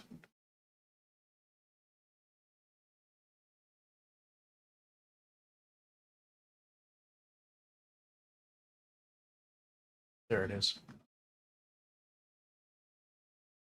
And then we share the screen, which is right here. Yeah, so this is the link Patrick shared. This is the buy my M2 next generation form factor to serial ATA adapter card. 2.5 inch. So it's a 2.5. This is the size of a 2.5 inch drive. You can see from the connectors here. These are the connectors you see on the back of a 2.5 inch solid state drive. And then your M.2 drive, whether it's, you know, see how they have the numbers here, 2230, 2242, 2280, whatever this is, fits in here. And then they've given you a SATA cable, which I guess is optional. I don't think you need this piece unless you're plugging it into a laptop or something. And it's about $15. And this is a way that you can slow your NVMe down and bring it to its absolute knees and make it 3 times larger and 3 to 4 times slower and spend $15 to do it. So if you want to do that, well, maybe this company makes other products you'd like. Let's see what else they have. Can they make my electric windows crank windows? Let me see. It's so dumb. What else do they have? A 1x to 2 port 19-pin expansions. Oh, that's to add USB internally. What's this one? Oh, more USB edition. What is this? Riser cards.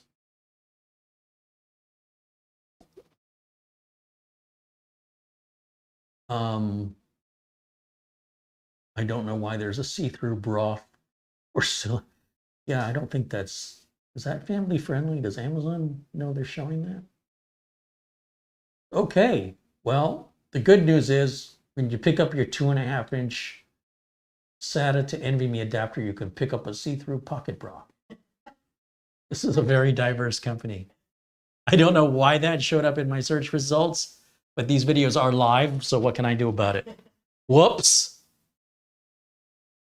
Had nothing to do with what I was looking at. I don't even wear that size. Just saying.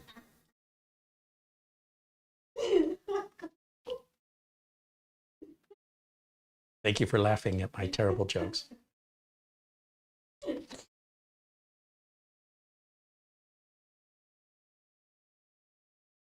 Sorry, I wanted to see what that company made.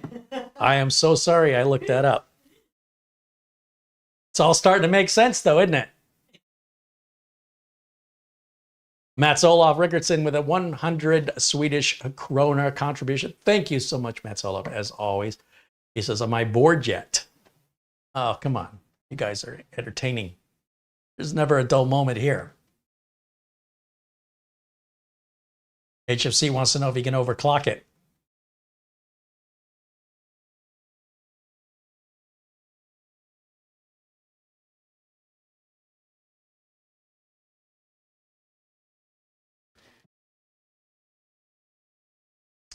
I don't know why my server timed out.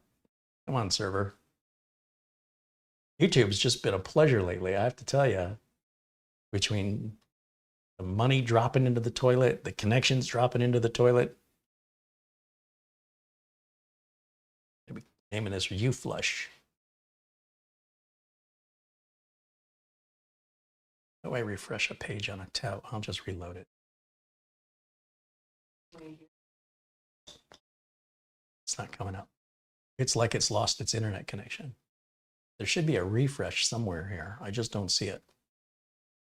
If I go back again, go back to my page.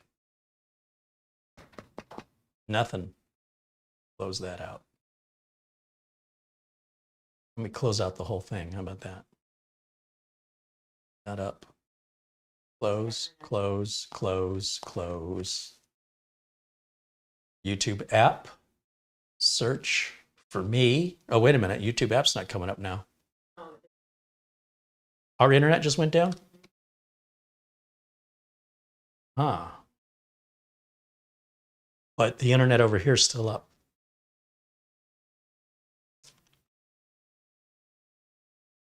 We have two internet connections here, and one is really slow and one is really fast. I leave the fast one for the live streams and don't want to leech on it with any of these little devices. And then we have the slow one for the stuff that doesn't matter, like, that's connected to the slow one. When I plug the internet into it, I'm plugging into the slow one is what I'm trying to say. Now mine just came back up. Okay, it looks like it's back up. That was weird. So whatever it was that affected just us, it didn't affect the neighbors. So I don't know what that's all about. Apparently the bill's been paid.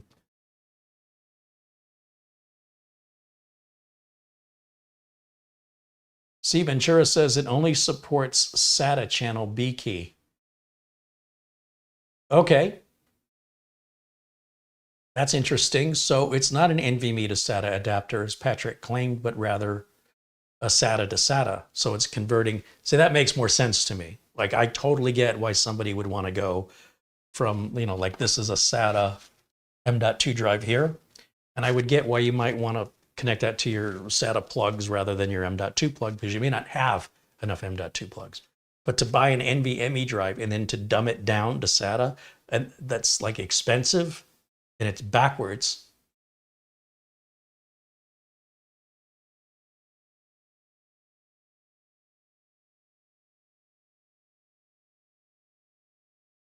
Garfield wants to know about RoboForm. It's got a master password. Would that be a reason for a notepad to write it down? Well, the idea, Garfield, is that you're going to set one master password. One password. It's the only thing you have to remember is this one password. So you can make like a passphrase.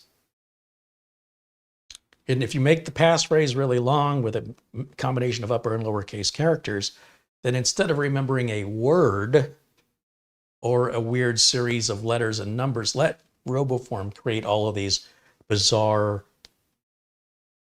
long 16, 18-digit long passwords that are made up of just this mixture of upper, lowercase numbers and completely randomized. It doesn't form any words. Those are going to be very secure passwords that RoboForm is going to make for you and enter for you in all your websites. Make sure no website uses the same password as any other website for the reasons I've already mentioned. So what you need to do is you need to just come up with one good passphrase, not password, but a passphrase. And that's the only thing you have to remember. You shouldn't be writing your passwords down anywhere. But if it helps you to write it down, at least until you don't need to look at it anymore, because you're never going to change it. You're going to keep it the same, and it's the only password you ever have to remember for the rest of eternity. Just this one passphrase. So you could make a sentence out of it. I like my red house in Michigan. Okay? But obviously you don't want to make it something obvious that somebody would guess.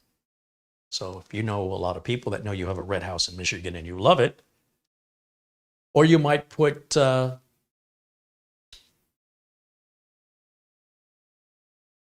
my favorite song is blah, blah, blah, blah, blah. Not sure how you spell blah, blah, blah, blah, blah.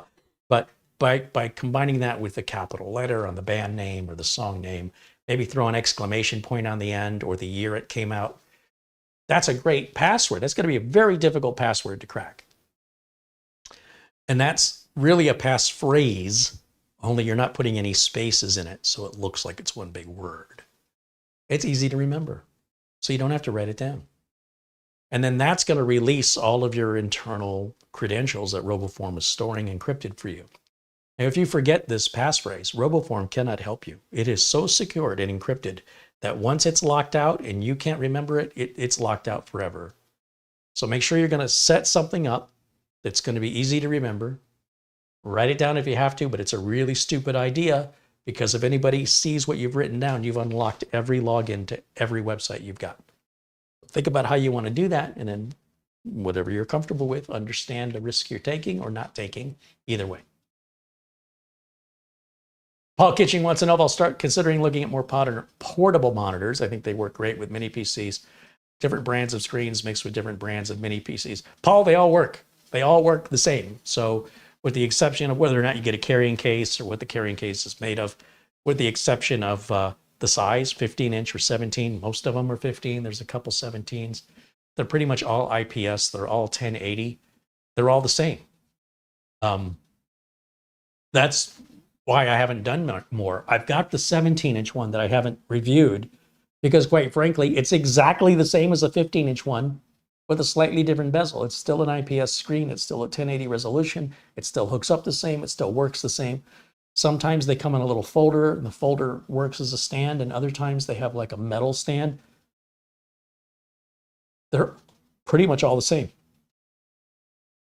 So I appreciate the suggestion, but I kind of feel like you could take the review I already did and just replace the product with another product, and everything I said would still be true, minus the way it stands up and maybe the color of the bezel or the name on the bezel. It's almost like there's like one manufacturer and they're all just grabbing them and putting their name on them and changing the color and changing how it stands up. And that's defining one brand from another, so far as I can tell. So if there's anything out there that goes to 4K or is bigger than 17 and you want me to review it, let me know, because at least that would be something different. But they're all mostly the same. Maybe you get a different warranty. They're all priced pretty darn close together. And then, of course, look at the reviews on Amazon in case there's any questionable ones out there, because none of them are made by companies I've ever heard of before.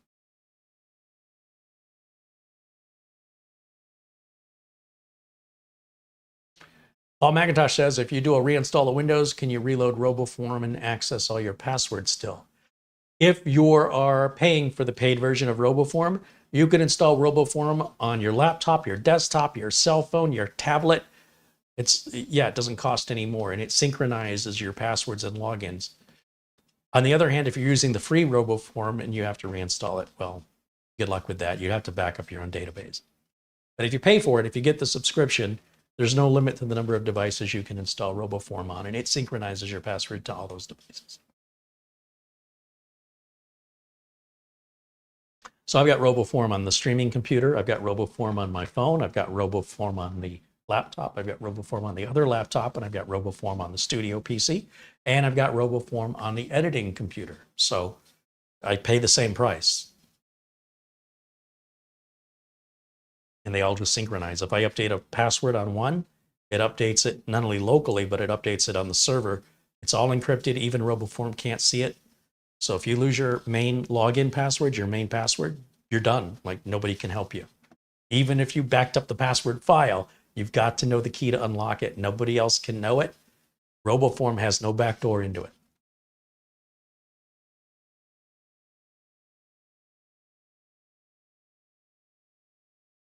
And like I said, there is a copy of the database on the computer. So if, first of all, Patrick wants to know, what happens if you cannot access the cloud? Well, then what are you logging into? I need to know the password for this website, but I don't have internet access, so how am I supposed to get to my passwords? Wait. RoboForm does keep your password file on your local computer. So let's say you want to log into your router. Maybe you're not online and you want to check your router. And with your router, you got an admin and you've got a login and a password. So maybe your login is admin and your password is whatever to log into your router. RoboForm will log into that for you, even though you're not online, because the database is local and it synchronizes online to your RoboForm account, which is all encrypted.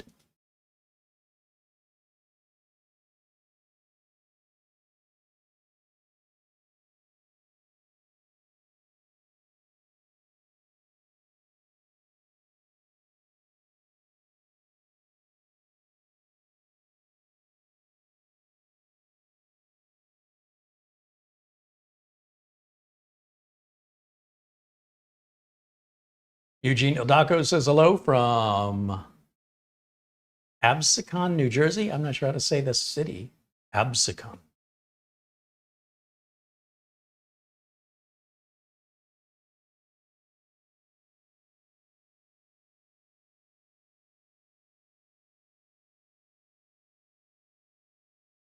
Shamim wants to know, from all the mini PCs you reviewed, is there any particular brand that you recommend, or do you think they're all okay? Well, look, it depends how much money you want to spend and how much support you want to get. So Intel kind of kicked all this off with the NUC back when I did the NUC review in 2013, and that NUC still works today. I don't have these other units long enough yet to be able to ascertain if they're built of the same quality and reliability, but I get the sense they're all made in China regardless of Intel's names on it or not. And I haven't needed support on it because nothing's broken, so I can't tell you about Intel's support. I've never needed it. Of these PCs, the three manufacturers I see the most of are Beelink, Minisforum, and AceMagician. And they do have some pros and cons between them. AceMagician seems to be the cheapest of the three. Minisforum seems to make the most unique custom builds, where others seem to be just sort of buying all the same stuff. Minisforum is more where I would lean if I wanted a mini gaming PC. And Beelink also covers the gamut from low budget to high-end gaming with like the GTR 6 or the upcoming GTR 7 from Beelink. But Minisforum's got the NAD 9, Minisforum's got the NPB 7, and Minisforum has that really cool NUC i7X or NUC X i7. It's unlike anything else on the market. But you've also got a bunch of these other manufacturers like Chewy, like Geekom versus the NUC 11th gen. They're identical machines. The only thing I can see mainly different is the $100 price difference. Same ports, same dimensions, pretty much the same everything. Maybe one has Thunderbolt and one doesn't, but like that, who cares? I don't know many people that actually use Thunderbolt anyway. So, but I've only tested one from Geekom. And if you look on Amazon, there's a bunch of these mini PC manufacturers, including Morfine. In fact, I've got a machine from Morfine coming up. And they're really, for the most part, targeting that really low-end Celeron level, basic Windows 11, get you online, surf the web, home theater PC, that's it. Not gaming. If you're looking at something for gaming and you want to have sort of that desktop equivalent, about the highest end is that NUC i7X from Minisforum, because they've effectively just taken a laptop motherboard with a laptop RTX mobile graphics card, 3070. Nobody can compete with that. Come on. But if you're okay with the integrated graphics on the new RDNA 3 and the AMD line, and honestly, if you want a mini gaming laptop, don't even look at Intel unless it's paired with a mobile NVIDIA. Because Intel, the Iris built-in iGPU just isn't keeping up in gaming the way AMD's built-in GPU is. Now, if we can get a mobile graphics card installed manually into these mini PCs, we might have something going there. But you're going to be, dropping $300, $400 just for the graphics card and another $600 or $700 on the mini PC to get that level of performance. You're still going to be over $1,000 for that. But overall, if I had a favorite, depends what I want to use it for. I think for general office use, I think these low budget machines that are the N, if they start with the letter N on the processor from Intel, they're too low for anything but budget home user use. Basic home user use is fine. Home users don't have a lot of money to spend. They don't want to spend a lot of money, even when they do have it to spend. And to them, they wouldn't notice a difference anyway because they don't care. So they're fine with stuff like that. If we're talking about an office class computer, I think this AceMagician, unlike the others we've looked at, would fit in that category, as would many of the Beelink and many of the Minisforum models and the Geekom model and the Intel models I've looked at. And then when it comes to gaming, then, as I mentioned, nothing touches that Minisforum NUC i7X. And then, of course, the GTR 6, the upcoming GTR 7 are also very impressive for gaming as well. But you're also going to spend $800, $900 or more for these machines. Gaming is a very expensive luxury. But as far as reliability goes, I mean, we're not living in the times 20 or 30 years ago. Everything is being built by a machine. It's being built quickly. It's being built exactly the same way. The machine never has a bad mood. It never wants to quit. or get back at the company because it feels wronged. The machine doesn't need a day off. It doesn't need 5 minutes off. It just works 24/7, and everything it does is consistent, and it all ends up the same out the other end of the factory. And pretty much everybody's doing it that way now. On the one hand, you say, well, now there's not as many jobs, but on the other hand, the quality has gone through the roof. The level of consistency. Yeah, sometimes people load the parts cartridges backwards in the stupid machine, it's just slapping parts on. And if they feed the part in backwards, it's not the machine's fault, but I guarantee every one that machine cranks out is all going to be wrong in the same way. So reliability these days, when it comes to things like solid state drives, motherboards, processors, like how often do you ever see a bad processor? The manufacturing level here has gotten to a point where reliability isn't really a concern anymore. It still can happen, but usually for other reasons like power spikes or misuse or damage. Just to randomly fail, it's very unlikely. It still happens, but it doesn't happen with the regularity that it used to.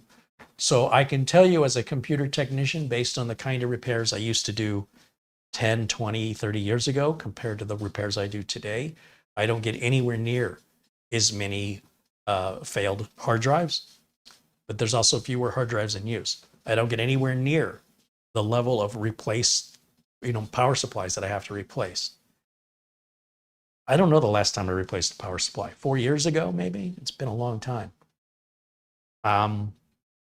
Solid state drives, I've seen 3 bad solid state drives in my career. Started installing them in 2013. And I didn't see any until 2 years ago. And then I saw like 2 right in a row, and I haven't seen any since. I've never seen a bad M.2 drive, never seen it. So I think these concerns about quality are coming from an era of growing up when the quality could go either way. And I feel like we're living in a day and an age now in modern times. A lot has changed in the last 20 and 30 years. We're not watching 4:3 standard definition television anymore. We're not getting our TV over the airwaves for the most part anymore, certainly not analog. Everybody's got a cellular phone now, and look how reliable these phones are. Most of the time when these phones are breaking, it's because people are dropping them or abusing them or doing something, sitting on them and bending them and breaking them. How often have you bought a brand new cellular phone and it didn't work? I'm sure there's somebody out there that has, but it's a really quiet voice. Sure, for a while we had some Samsung Note 7s that had some bad batteries that were catching fire. Remember that? But that's so unusual that of course it's going to make the news. It's unheard of. And it's going to be something that once it's acknowledged and identified, it's going to get squashed as soon as possible because it's very costly and it costs the company a lot more in its reputation. So, they got to move past that. So I just don't think reliability is really much of a concern anymore. Ideally, any company can have a bad product regardless of what they're known for their reliability. And ideally, when you contact support, their support is going to be helpful. And so far, with these many PCs that I have contacted support on, they've all been very helpful. Now, with AceMagician, as I mentioned, they're not 24/7 support. So when I contact them on a Friday night, their weekend just began. I'm not going to hear from them for 3 days. So if you expect that going into it, and you're okay with that, it helps understand why the unit costs less. If you want them to have 24-hour support, you're going to pay more for this unit, even if you don't need the support. So your choice is that you buy from a different manufacturer. And as I mentioned, I don't see any of the mini PC manufacturers hitting the consistent price points AceMagician keeps hitting. I'm not sure how they're doing it, but they're really good value.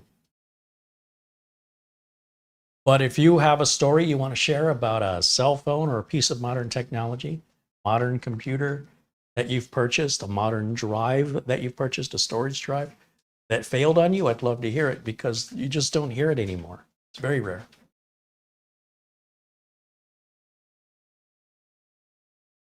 Bert says he's got an 11-year-old power supply and sometimes it won't turn on. Do you recommend replacing it? I mean, why not? If it's 11 years old and sometimes it's not turning on, I'd say you got a reason. It doesn't owe you anything, and power supplies are cheap today. And by the way, if you replace the power supply and the machine's still not turning on, you got something else going on. Yeah, I would absolutely replace it because a modern power supply is going to cost you less in power. They're more efficient, right? I mean, I got LED bulbs all in here. Do you know what this place would cost to light in 1975 with all these lights? Incandescent bulbs generating all that heat, halogen bulbs. I mean, it would cost me at least 10 times more in electrical use than these LEDs cost that are brighter and cooler. We're living in wonderful times. And these LEDs, how often do you need to change them? Once every 10 years? Sure, you get a batch of 8, you might get 2 that go bad in the first 2 years. It's just a fluke, you change them out. When's the last time you've had to change an LED bulb? Come on. And once you do change it, you likely won't be changing it again for 10 years. We live in amazing times. My father used to go into rooms and flip off all the lights that nobody was in because it was costing money. These lights, these cost pennies a day. There's nothing. Isn't it incredible how things have gotten so much better?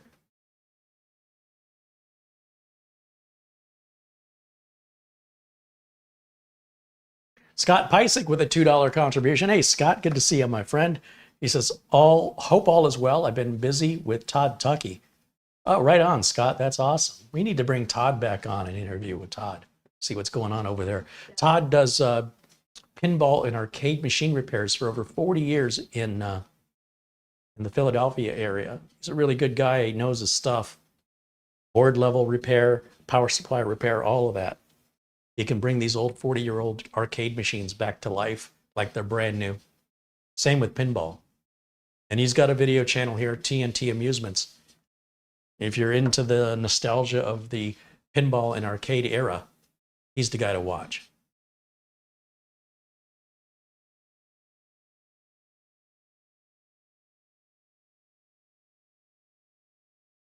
Trevor wants to know on the AceMagician mini PC, what is the max size SATA drive you can install? What's the max size SATA drive you can buy? Whatever they sell, is if it's SATA, it'll work. Whether that's a 2.5-inch drive or the M.2. If you can buy it, it'll work. I think, is there an 8 terabyte 2.5-inch SATA drive? I think there might be. That'll work in here. SATA doesn't have those limitations like NVMe potentially has, so you're fine. Any SATA drive of any capacity will work 100%. Whether it's M.2 SATA or traditional 2.5-inch SATA, it's all the same. SATA is SATA. Can you quote me on that? SATA is SATA.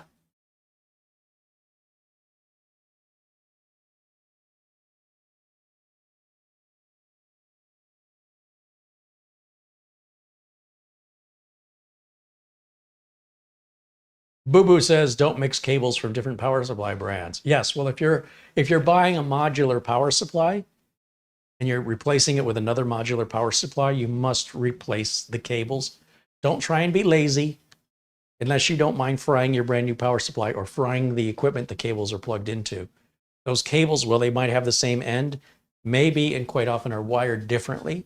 So anytime you switch out a modular power supply from a different manufacturer, you absolutely want to swap out the cables. Besides, if you want your power delivery to be even and smooth, you don't want to use 12-year-old cables and expect the power efficiency rating to be delivered on that power supply because of the quality of the metal, the age of it, and the degradation that's occurred over time, causing resistance in the cabling. So it's in your own best interest to not be lazy and replace the modular cables, or do what I do and don't buy a modular power supply. This is a good reason not to. This is a problem you will never have with a regular power supply, and a regular power supply will cost you $30, $40 less. And you'll never lose the cables or worry about if they're compatible. All those problems go away.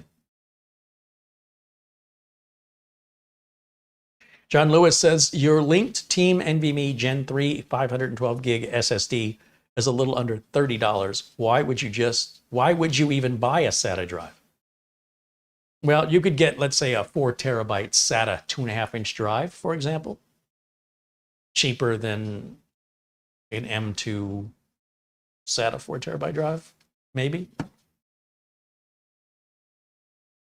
It's getting to the point where NVMe's got cheaper than SATA, but when you reach a certain capacity, the opposite holds true. Like at a, well, it may not be true now though. With that Team 4 terabyte Gen 3 drive is $200 for 4 terabytes. But for a while, the 2.5-inch SATAs were cheaper for 4 terabytes.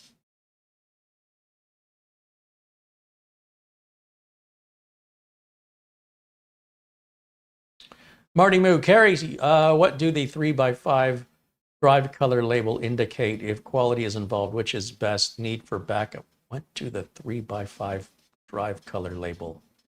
What do the 3x5 drive color label indicate? I can't make heads or tails of what you're asking me. What drive are you referring to? An internal drive, an external drive, a USB drive, an NVMe drive? What color are you referring to? Is it on the unit? Is it on the PC? Is it on the drive? What is 3x5? What is that? I have no idea what your question is. Try again. Help me get on the same page. We got 15 different subjects going on in the chat room, and I don't know which one you're referring to. Flipper Flop says, I keep reading articles that hard drives will be extinct by 2028. What do you guys think? What difference does it make? Who cares? If hard drives are still around, they're still around. If they're not, they're not. We'll make purchasing decisions based on what's available. I don't think Western Digital and Seagate are going to just walk away. We'll see what other innovations they've got. They're not going to, let people know what's coming and show their cards. And people write articles to get clicks. Whether or not they're true is secondary these days. So we can predict and predict and predict, but we aren't going to control the future, and we can't prepare for it because it's fluid and always changing. And these companies have millions of dollars invested in infrastructure that they're not going to simply walk away from. So no, I don't think by 2028, which is just 5 years from now, suddenly hard drives are going to vanish. We have massive data centers and innovations coming in, regular spinning mechanical storage that are not for discussion publicly. They're internal secret research and development stuff. And I do imagine they are going to go away, but not that soon. Maybe by 2040, maybe by 2040, it'll be rare to see one, even in a data center. But I don't think a data center is simply going to swap out all their mechanical drives just because. There's got to be a point of investment there that has to be justifiable with a return. And it's not just about what's the latest and greatest. It's about what's the most cost effective and reliable and fastest. So it's really hard to determine that. The truth is probably somewhere in the middle between 2028 and 2040, 2035. I mean, we could be dead by then anyway, so what difference does it make? I could be dead tomorrow. I'm just worried about what I'm going to have for dinner, and I'm trying not to put too much effort into it because, don't give me that look. It could happen. Meteor could fall out of the sky and land and crush me. No. Drunk driver could hit me walking down a sidewalk, and boom, it's done. Squish like a bug. Squish like a bug. Man, I'm just saying. 2035 is a long way off. I could get kicked. Just for saying. I could get kicked. I'm sure many people have drives that are over 10 years old they're using right now.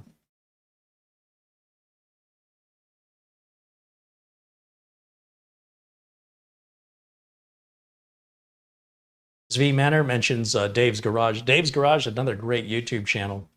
I like him. Smart guy. Millard Bishop says, Carrie, you're awesome. Just thought you should hear that today. You don't want to tell me that. That'll go right to my head. Too late.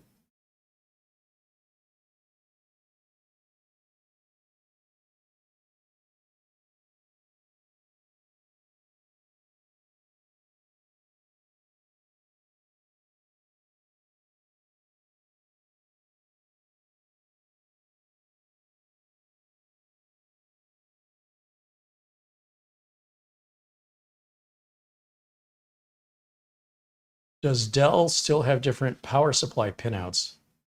For the most part, that's gone away, but it just depends on which Dell you're buying. So in some cases, yes, it's going to be a proprietary power supply. Like in these 1 liter PCs, we're using like a laptop style. And in some of the really very inexpensive desktop computers Best Buy sells, that's if they're going to do it, that's where you're going to find it. You know, you're going to get the bottom of the barrel. That's where you can expect it. When you're getting upper, mid-range, and higher end PCs, then no, it's very rarely been the case. Except there was a little era like some of the Alienwares and such were proprietary, but that was just a little segment of time. It didn't last very long. You will hear that or see that rather on the dollar store computers, basically, is what I'm trying to say. They're disposable. They're not meant to be repaired. They're not meant for you to get in there and fix them. And they're not meant to use proprietary parts. They make their own stuff cheaper because it's not built as well. They don't use as many parts because it doesn't have to do as much. It's locked in to a certain horsepower, if you will, a certain wattage. So they don't need to have larger capacitors. They don't need to have certain circuits. They don't need to have a certain level of clean power for just something chintzy. And by doing that, they can make it for less money. And then when the consumer walks into Best Buy looking at desktops and they go, well, that one's $300 and that one's $400. I'll take the $300 one. That's typically what's getting that price down to $300. You are going to get what you pay for almost 100% of the time, with few exceptions in this industry. Whether we're talking storage or RAM, whether we're talking warranty, support, or just overall build quality, upgradability, or serviceability. You've got disposable lighters from BIC and you've got Zippo refillable lighters. Which one do you think costs less? Which one can you refill? I'm sure somebody out there refills their disposable BIC lighter. Don't light a match around them. They probably have lighter fluid all over their hands and they're a walking fire hazard, but hey, they saved buying the Zippo. You seen how much a Zippo lighter costs? I don't know. They're like $30, $80. Zippos can go over $500. But then what about BIC lighters? How much do those go up to? They go from 99 cents to $1.19. Yeah. And which one do you think is more serviceable? My great-grandfather fought in World War I. He passed me down his BIC lighter that he used in the trenches. Wait, that can't be right. Isn't that common sense in this at all? It's disposable. Everything's disposable eventually.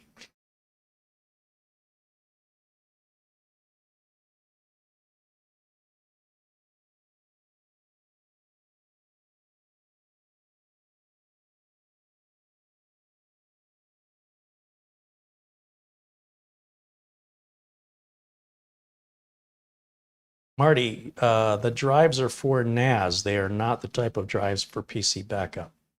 Wait, what's he talking about? I'm catching bits of conversations.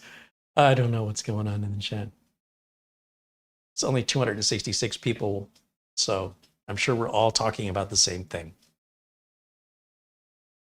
Oh, they're talking about Western Digital drives and how Western Digital has Western Digital Black, Western Digital Red, Western Digital Blue, Western Digital Purple.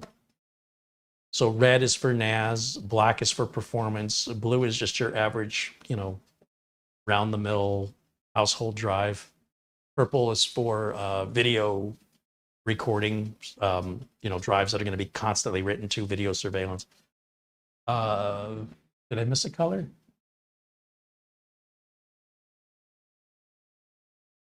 And of course, they're priced accordingly. The purple drives are not about performance. The black drives are all about performance. The purple drives are going to run cool. The red drives are going to run similar to the black drives, I think, in performance, but they're designed to not have the drive next to it cause it interference, because in a NAS, they're going to be like stacked on top of each other.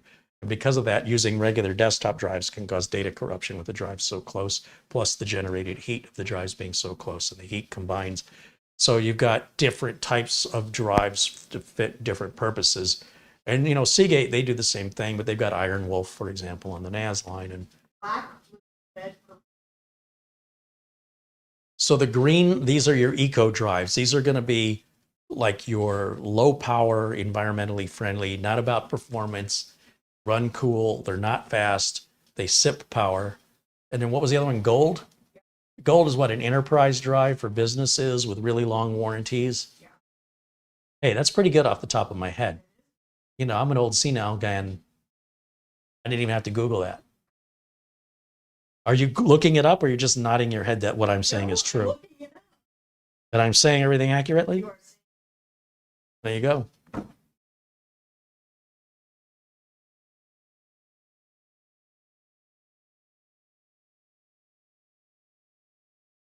Gold would be data center? Yeah. Enterprise.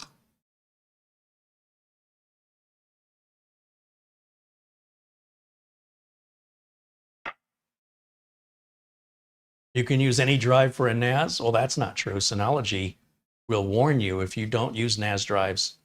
You will get a warning that your data may become corrupt, your drives could overheat, the vibration of the drives next to the drives could cause data corruption, and they advise you not to use. They warn you. And if you do it anyway, have fun. I've done it. I've used desktop drives in a NAS, and then I've replaced desktop drives in a NAS. There was a day when that was true, about 10 years ago. It's not true anymore, and I think you'd be a fool to do it, but it's your money and it's your time. They're not just calling this stuff, they're not making it up, folks. Your denial of accepting the reason why these drives exist does not negate the purpose these drives actually exist. And it will work for a while. You can put desktop drives in a NAS. It will work for a while. And it could be a short while, could be a longer while, but the red drives are going to run faster and more reliably. I have never, ever replaced a red drive in a NAS. Ever. Ever in the history of the red drives, I have never replaced one.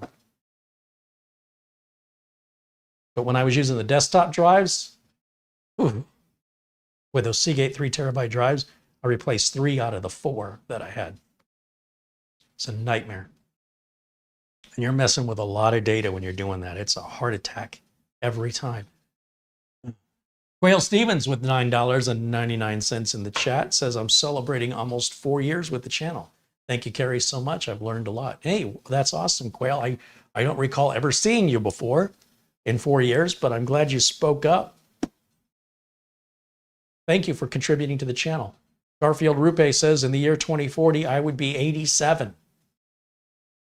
How old would I be in 2040? Just carry the one.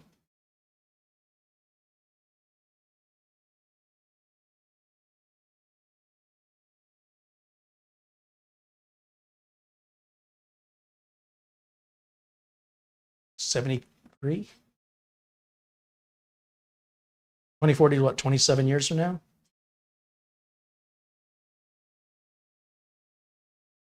'72, '73? I'll be dead. You can come visit my grave. Bury me in a coffin that looks like a Western Digital black. I want to go there faster. But, you know, make it somewhere cold where it snows so you don't have to put any cooling on there from all the heat it's generating from running so fast.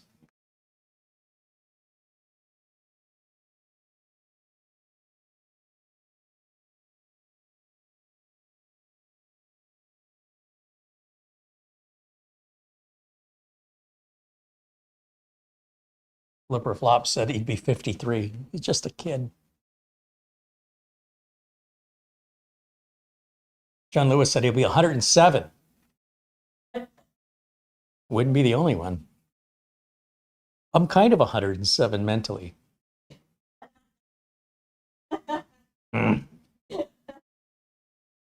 Patrick Manny said he'd be 96.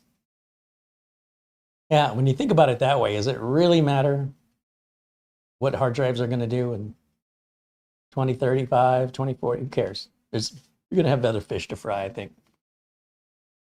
That's all I'm suggesting.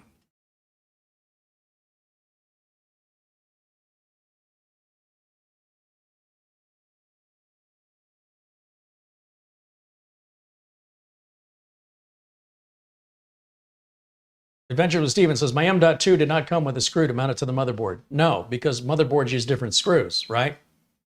Motherboard doesn't know, the M.2 maker doesn't know what board you're going to put it on, so they can't possibly include every screw that each motherboard manufacturer decides. When you bought your motherboard, it was included with your motherboard. So I would advise you to find the box, assuming you built your own computer. And if you didn't build your own computer, if you bought a pre-built computer, contact the manufacturer of the pre-built and see if they can send you the M.2. It is the responsibility of the motherboard manufacturer to provide you with any screws necessary to add any additional hardware to that motherboard. That is the way it is in the industry worldwide. It's not different in America or in a different country. That is universally how it is applied. You might get a screw with an M.2 drive that's designed for a certain PC. So for example, HP makes an M.2 drive that comes with a screw that fits HP computers. So HP will tell you, if you buy our M.2 drive comes with a screw that fits our computer. But if you try and use our M.2 drive in somebody else's computer, you're on your own for the screw. The screw may or may not fit. That's the only time I've ever seen a screw included in an M.2 drive is HP. I was shocked when I saw it because I was buying the little HP 500 gig drives to put in the little HP 1 liter PCs I've got here. And I got the screws separately anyway. So these were like extras, but the extras don't fit in a lot of other machines. Some machines they might, other machines they won't. It does not come from the drive manufacturer. It comes from the motherboard manufacturer. And if you built your own computer, they were either already attached to the board or in a little plastic bag. Just watch any of my build videos. I've shown it numerous times over the years. They're not all the same.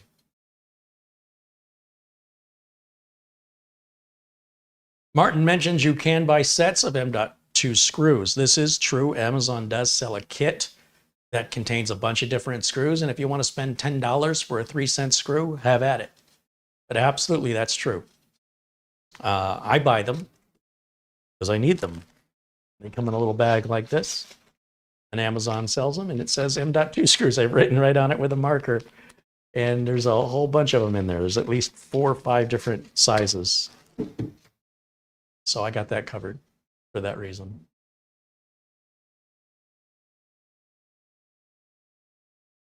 Andy mentions a crucial drive he's considering getting also includes a screw. Can you give us a link to that, Andy? I'd like I said, I've only seen it with HP, and I understand why HP does it. But Crucial doesn't make motherboards, so what's the point of including a screw? Who's it compatible with? How can Crucial do that with any reason without getting a bunch of support calls going, this screw doesn't fit my board, you need to give me a new one? I think that's going to cause Crucial a lot of support calls that they can't help. But, you know, all they can do is refund the money, which is terrible when there's no problem with the drive. So if you have a link to that, I'd like to see it. I realize there could be a third-party seller that's selling a Crucial drive and throwing a screw in the bag. But I'd be very curious if Crucial is doing that because they don't make motherboards. So whose boards are they including screws for?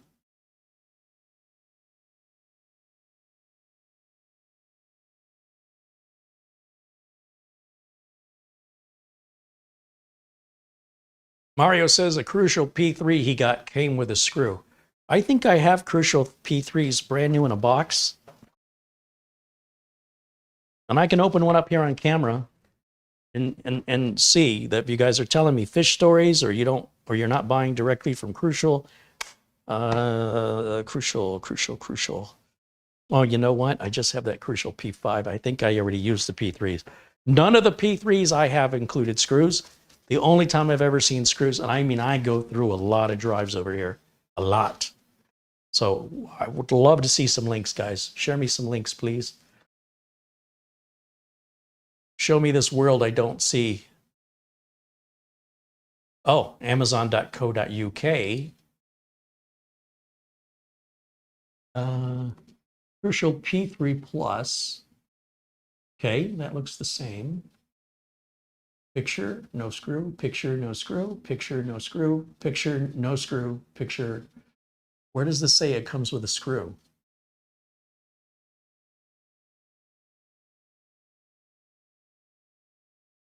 I don't see any picture, nor do I see any text that says you're going to get a screw. Gen 4 drive. So you just sent me a link to a drive.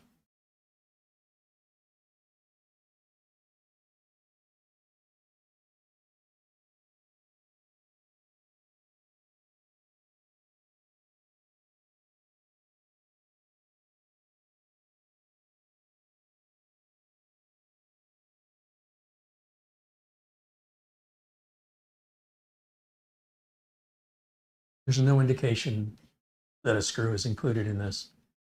I don't know who you bought it from. Like I said, a seller could throw a screw in the bag, but unless something's different in the UK, as I mentioned, what are the odds that screw is going to fit your board? That doesn't even make any sense. I appreciate the link, but it wasn't helpful. Marty Moo contributes $10 in Super Chat. Hey, Marty, thank you. Andy says, look at the images. Second image from what I can see. Let me look again. Let me look again. I got to see this. I lost the link. Hold on a minute.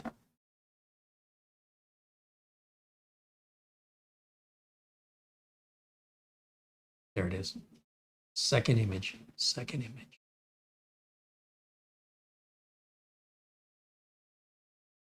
I don't know where you're seeing a screw. Oh, there it is. I see it now. I have to open my eyes. Let me share the screen and show everybody.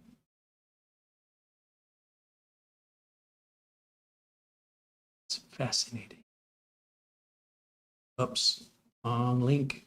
How about that one? Is that what I want? Includes mounting screw. Okay, so the next question is, what board does that fit in, or what compatibility does that have, since the board manufacturers use different screws? Listen, I would never have too many M.2 screws ever in my life. They're so rare and hard to find, and they're so different. I would love it if every M.2 drive I've installed came with a screw, because I'd have a great big bag full of spares. Unfortunately, only half the spares would fit the board I'm working on, but I wouldn't feel like they're so rare. But I'm seeing it. I mean, I see it right there. So when I'm looking at the images prior to this, I'm looking at the images like this, and I don't see it, right? I'm like, what's he talking about? There's not a screw there. There's not a screw there. There's not a screw there. But for some reason, and this is very unusual too, the Amazon.co.uk website isn't displaying the images in full.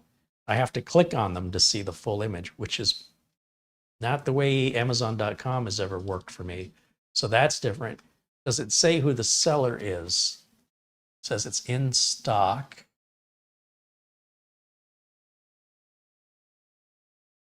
That's fascinating, because I wonder how do they include, yeah, it's coming from Crucial. How do they include a screw that doesn't fit? Or rather, how do they deal with a support call or email when the screw doesn't fit? What do they do? One size does not fit all. So that's, unless there's different rules in England. Maybe in England there's some rule that says they all have to be the same. News to me. Thank you for sharing the link. Thank you. I like it when people say things and because so many people online just make stuff up or have a misunderstanding. I like to see the link. And then I can verify the validity of the information. So there you go. So the HP drive, let's see if I can find, let me get rid of it, .co.uk. That's foreign to me. And let's look at this keyboard, HP NVMe. So HP has Has these drives, very inexpensive drives. And I want to show you the difference when I pull up the website on Amazon.com, just so you see that I'm proving to you that what I'm telling you is not made up. When I click on the images, these images will appear in full. I don't have to click on the image to see the entire image. And so because these are designed for HP machines, all the HP machines use the same screw. And trying to see, this the one I bought? It's a 256. Because in the package, there's a little place for the screw to go, and I've never seen that. These are the ones I ordered right here. These ones for $18.99. I'm putting in the giveaway PCs, the 1 liter PCs. No package picture.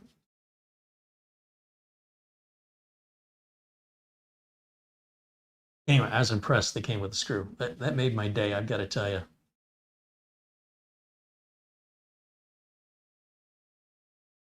Still scrolling to see if there's a picture of the package.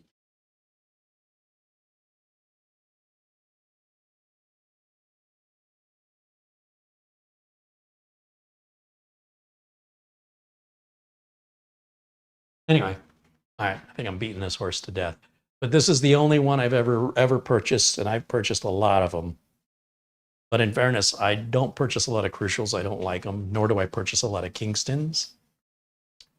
Purchase primarily Samsung, Intel, Western Digital, and TEAMGROUP are my main go-tos, and AData, and none of those come with screws.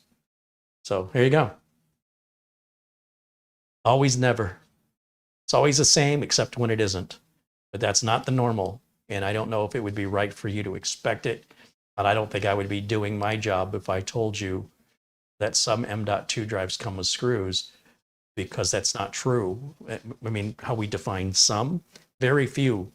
And then for you to imply that that screw's going to automatically fit your board, I think I would be doing you a disservice.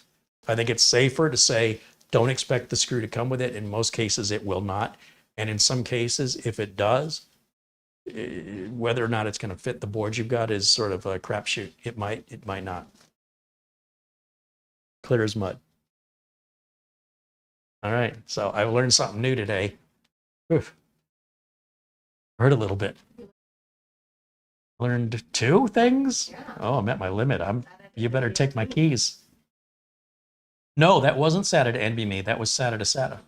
Turns out that was not NVMe. That was SATA to SATA. So I was right. That doesn't mean somebody out there hadn't made it.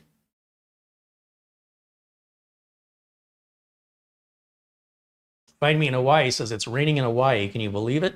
Hey, it's raining here. Is it raining outside? It rained a little bit last night. It rained a little bit the night before. It's overcast today. Still overcast out there. So we're getting a little break in the temperature. We're in the 80s instead of the 90s. We were when I started. The temperature keeps going up till about 5 o'clock.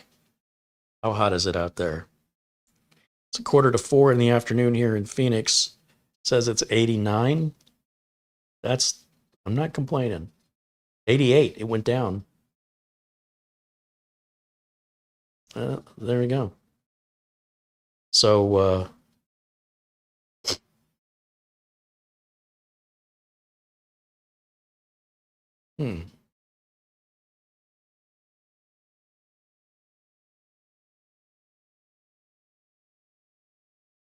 All right. I don't see any emails I've missed. Everything's quiet. Jason Thomas says, hello from Ivy Tech, Lafayette, Indiana.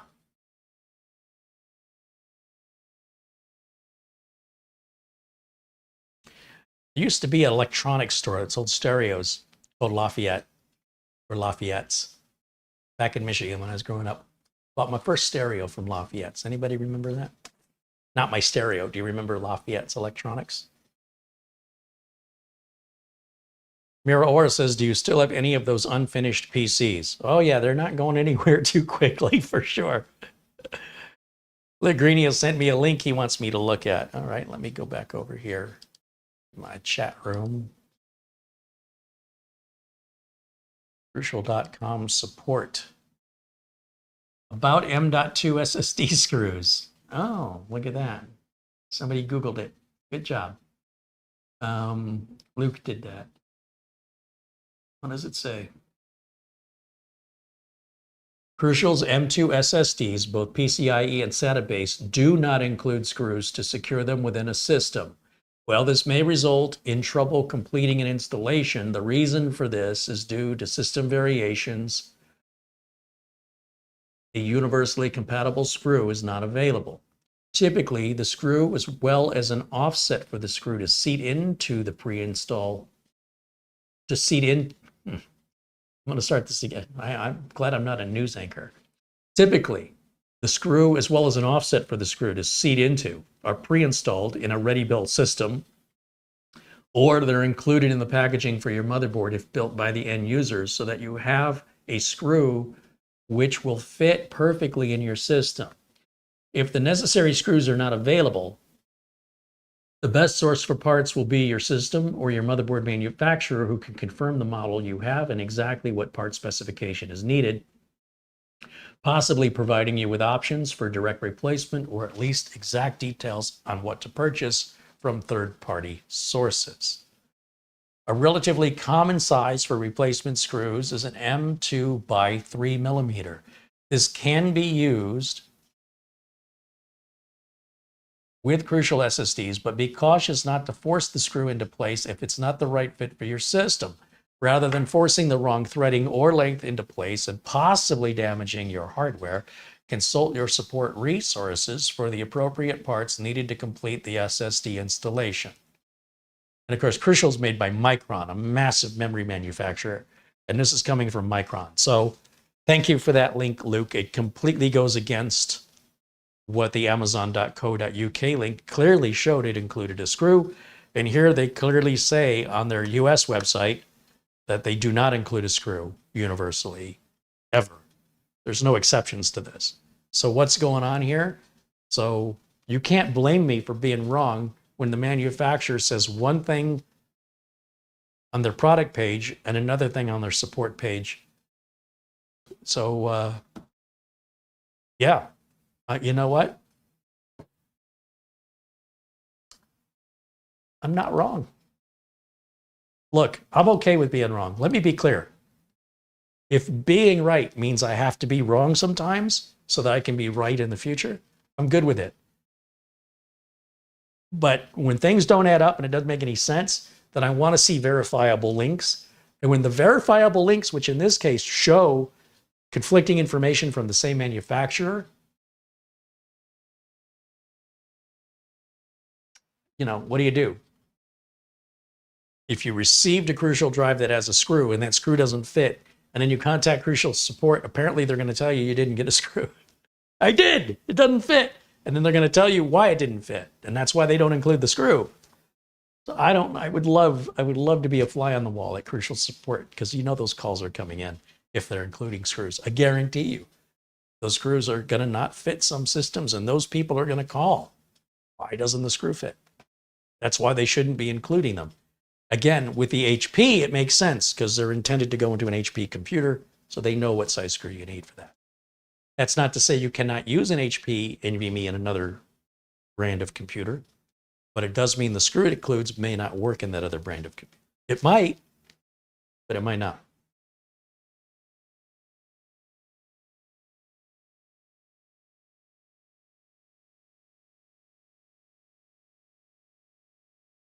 Waddell says the seller might be including it to make it enticing. Well, the seller appears to be Crucial, though. That's what I'm trying to tell you. It's Crucial's UK store at Amazon. So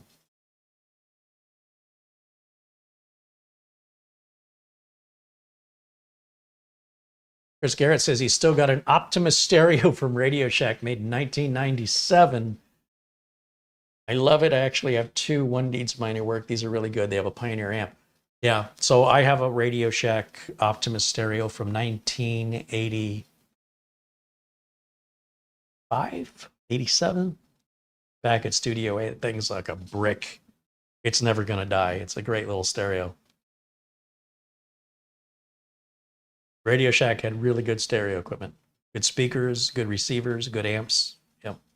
Because they were just renaming other people's stuff. Just putting a Radio Shack name on it or the Optimus name on it. Yeah. I'm sure if you owned one and you kept it, it still works today. Speakers can dry out. You know, that not much you can do about that. But stereos, yeah, they made good stuff. Mark Leibowitz said, I fix a lot of laptops and I keep the dead ones for spare parts for when clients don't want them back. I keep a bag of screws harvested from dead laptops.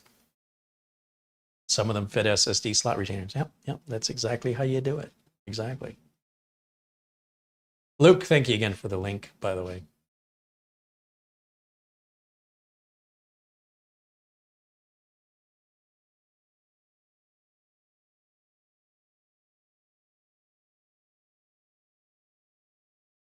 Andy says, I may end up getting one of those drives since they're pretty cheap here. And if I do, I'll report back if it actually does include a screw. Yeah, and let me know if the screw fits. That's the other thing.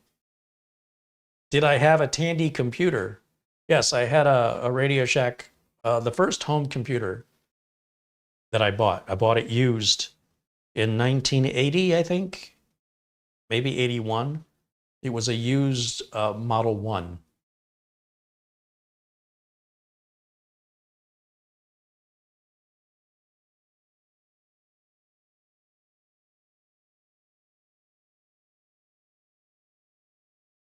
Did I ever have a CB radio? Oh yeah, in the 70s, for sure.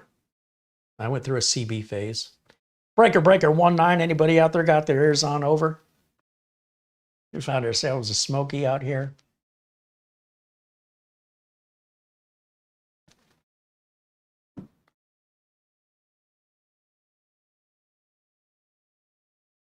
What's your handle, Breaker? Breaker 19, what's your handle? Anybody copy? Over.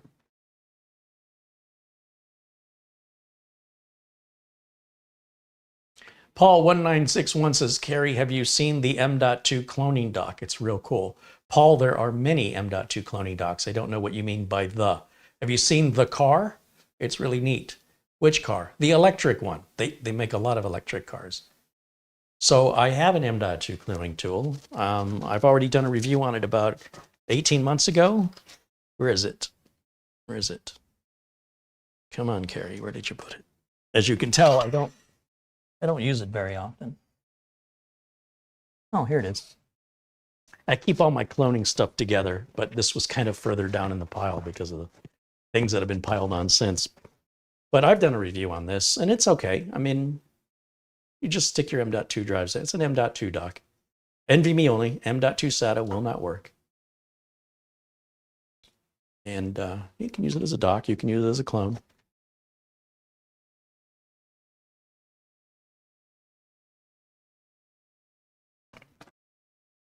Seems like I was singing a song. You can use it as a dock. You can use it as a clone. But whatever you do, don't use it as a phone. Or you won't get through.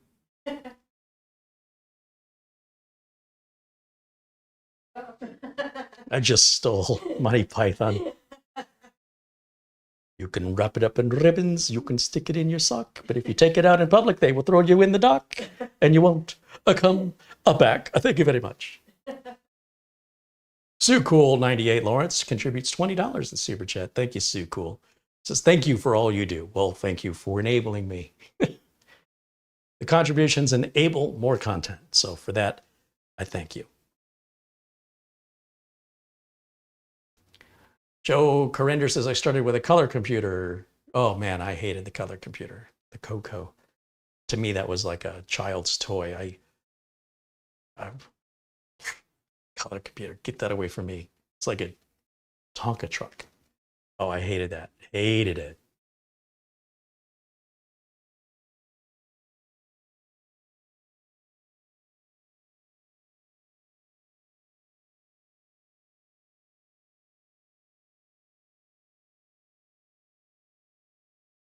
Roy G. Bivs Thank you, Carrie, for putting things on camera. You know what Roy G. Biv is for? RGB. It's also the Colors of the rainbow. I've seen a box of Skittles, and there's more than just 3 colors. There's more than red, green, and blue. We used to have one for memorizing the colors of a resistor to determine its value and what do they call that? The percentage, the resistance? No, it was a resistance value and there was a percentage. Anyway, I can't repeat it here. It's politically incorrect, but they taught us it in high school when I was 15 years old. And it works. I still remember it to this day. color. No, I don't know that level of networking. I don't know. All people seem to need data processing. So you write that like the A stands for something and the P stands for something. And that's all about layers of networking. All layers. Did you see my eyes glaze over? Yeah. Find Me in Hawaii has been a member now for 12 months. Woo, that's awesome. Happy 1-year birthday as a member. That's Kenneth Jong, I think is that a name? Ken. Thank you, Ken.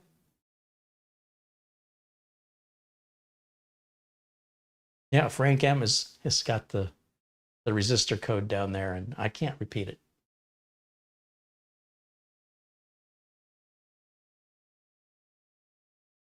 But it was taught to me when I was 15 years old by my teacher in high school.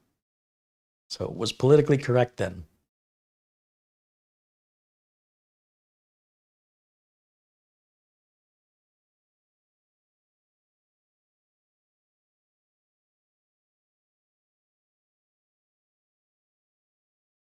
But you take the first letter, so B is blue, or B is black, and then the second B is blue, and then R is red, and O is orange, Y is yellow, and G is green, and the third B is black, blue. What am I missing? What's brown? So I can't remember what order the black, the blue, and the brown are. And then violet is violet, and G is, what's another G? No, I already said green. What's another one? Gold. Well, that's where you get into gold, silver. That's where you get into the quarter watt, half watt. Yeah, back in the day. 1985? 83.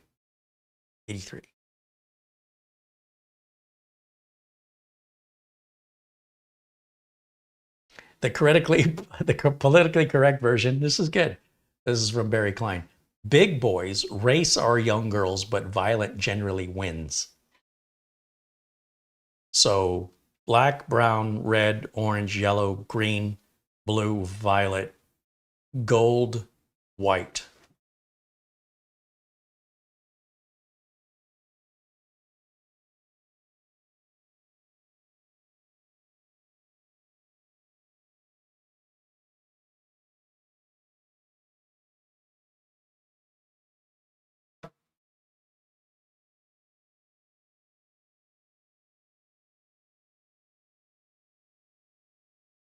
And resistors don't do that anymore. Have you seen what a modern day resistor looks like, folks?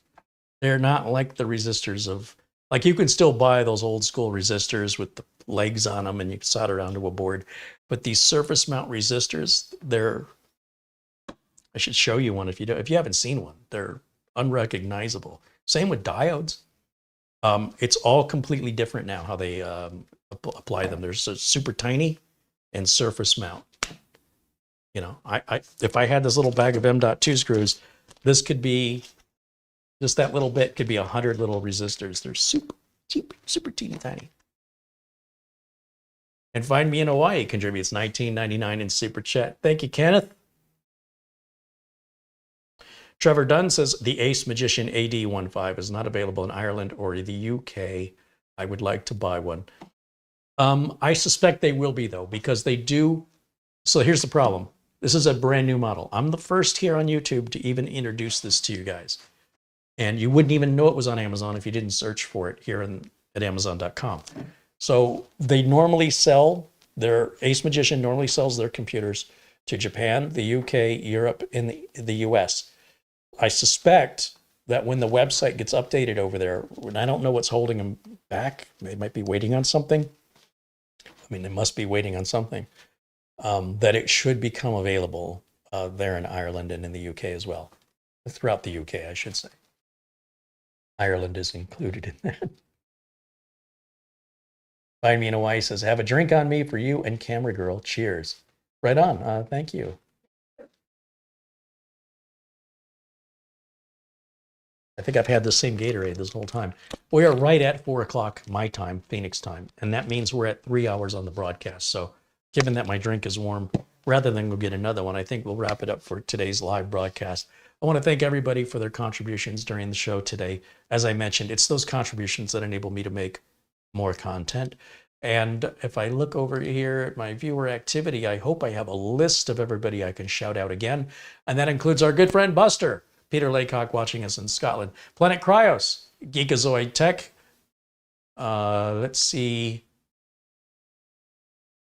Congrats to our members celebrating 12 months of membership, and thanks to those renewing their memberships for another month, like Garfield Rupe. Dan Cooper, thank you for your contribution. Stowe has been a member for 12 months, as has Matthew Burden. And Matthew Burden has also contributed, as does 3D Everything. And Mats Olof Rickardsson, watching us all the way from Sweden. And a shout out and a thank you also goes to Scott Pysick, Whale Stevens, Marty Moo, Sue Cool 98 Lawrence, Find Me in Hawaii with the contribution, and also 12 months of membership here. So again, those memberships, they mean the world to me. And if there's ever anything I can do for my members, feel free to reach out to my email. I always make time to answer those emails to the best of my ability. And I thank you so much for your participation and your support and your kindness. That's so rare on the internet. And this community is so amazing, and I can't thank you enough for it. And my thanks to the folks at AceMagician for giving me the opportunity to have sort of an exclusive on this for this limited period of time until a bunch of other people review it. And the links for everything are in the video notes below this video. That includes the minipcunion.com website, where there's whole discussions going on. More in-depth discussions. If you really want to dive down deep, sign up for membership over there. It's free, and you can participate in those discussions. And if there's other questions, feel free to leave them in the comments. I'll do my best to answer them. Sometimes people have some pretty bizarre questions that aren't easy to answer, but if I can, I will. Do keep in mind, I do not work for AceMagician. Sometimes you're just better off emailing the company if your question is really super technical. But if it's something that I know, I'm happy to share it. Sometimes people want to know who makes the network card and stuff like that. And I'm guessing they want to know that because they want to use some version of Linux for something and they need to know it has drivers. Sometimes it helps me if I understand why you're asking, because I also run into people who just ask questions even though they're not going to buy, and they just, I don't know, that's how they entertain themselves. And if I'm going to take my time to answer your question, I hope that there's a meaningful reason that you're asking besides I was just curious. Otherwise, feel free to reach out to the manufacturers and you can kick the tires over there. But for people that are sincere and are genuinely, deciding on whether or not to purchase based on information, I'll do my best to provide that information for you. I want to thank you again for hanging out. I will be maybe live this weekend. I mean, I've got some catching up to do because I didn't get some stuff done this week that I was hoping to on camera, and it's starting to pile up again. If time permits, just keep an eye out, keep your notifications on and watch. And if the timing is there, then I've got some other videos I want to make. Otherwise, of course, I'm always back live on Mondays at 1 o'clock Phoenix time for my members only videos. And every Friday at 1 o'clock for everybody all the time. You don't need notifications. If you're a member, just set your own little calendar reminder. If you're not a member for Fridays, just set a calendar reminder. Don't worry about the notifications. Throughout the week, as time permits, as much as I have content, I do try to produce as much content as I can, because YouTube is it's all about producing a lot of content.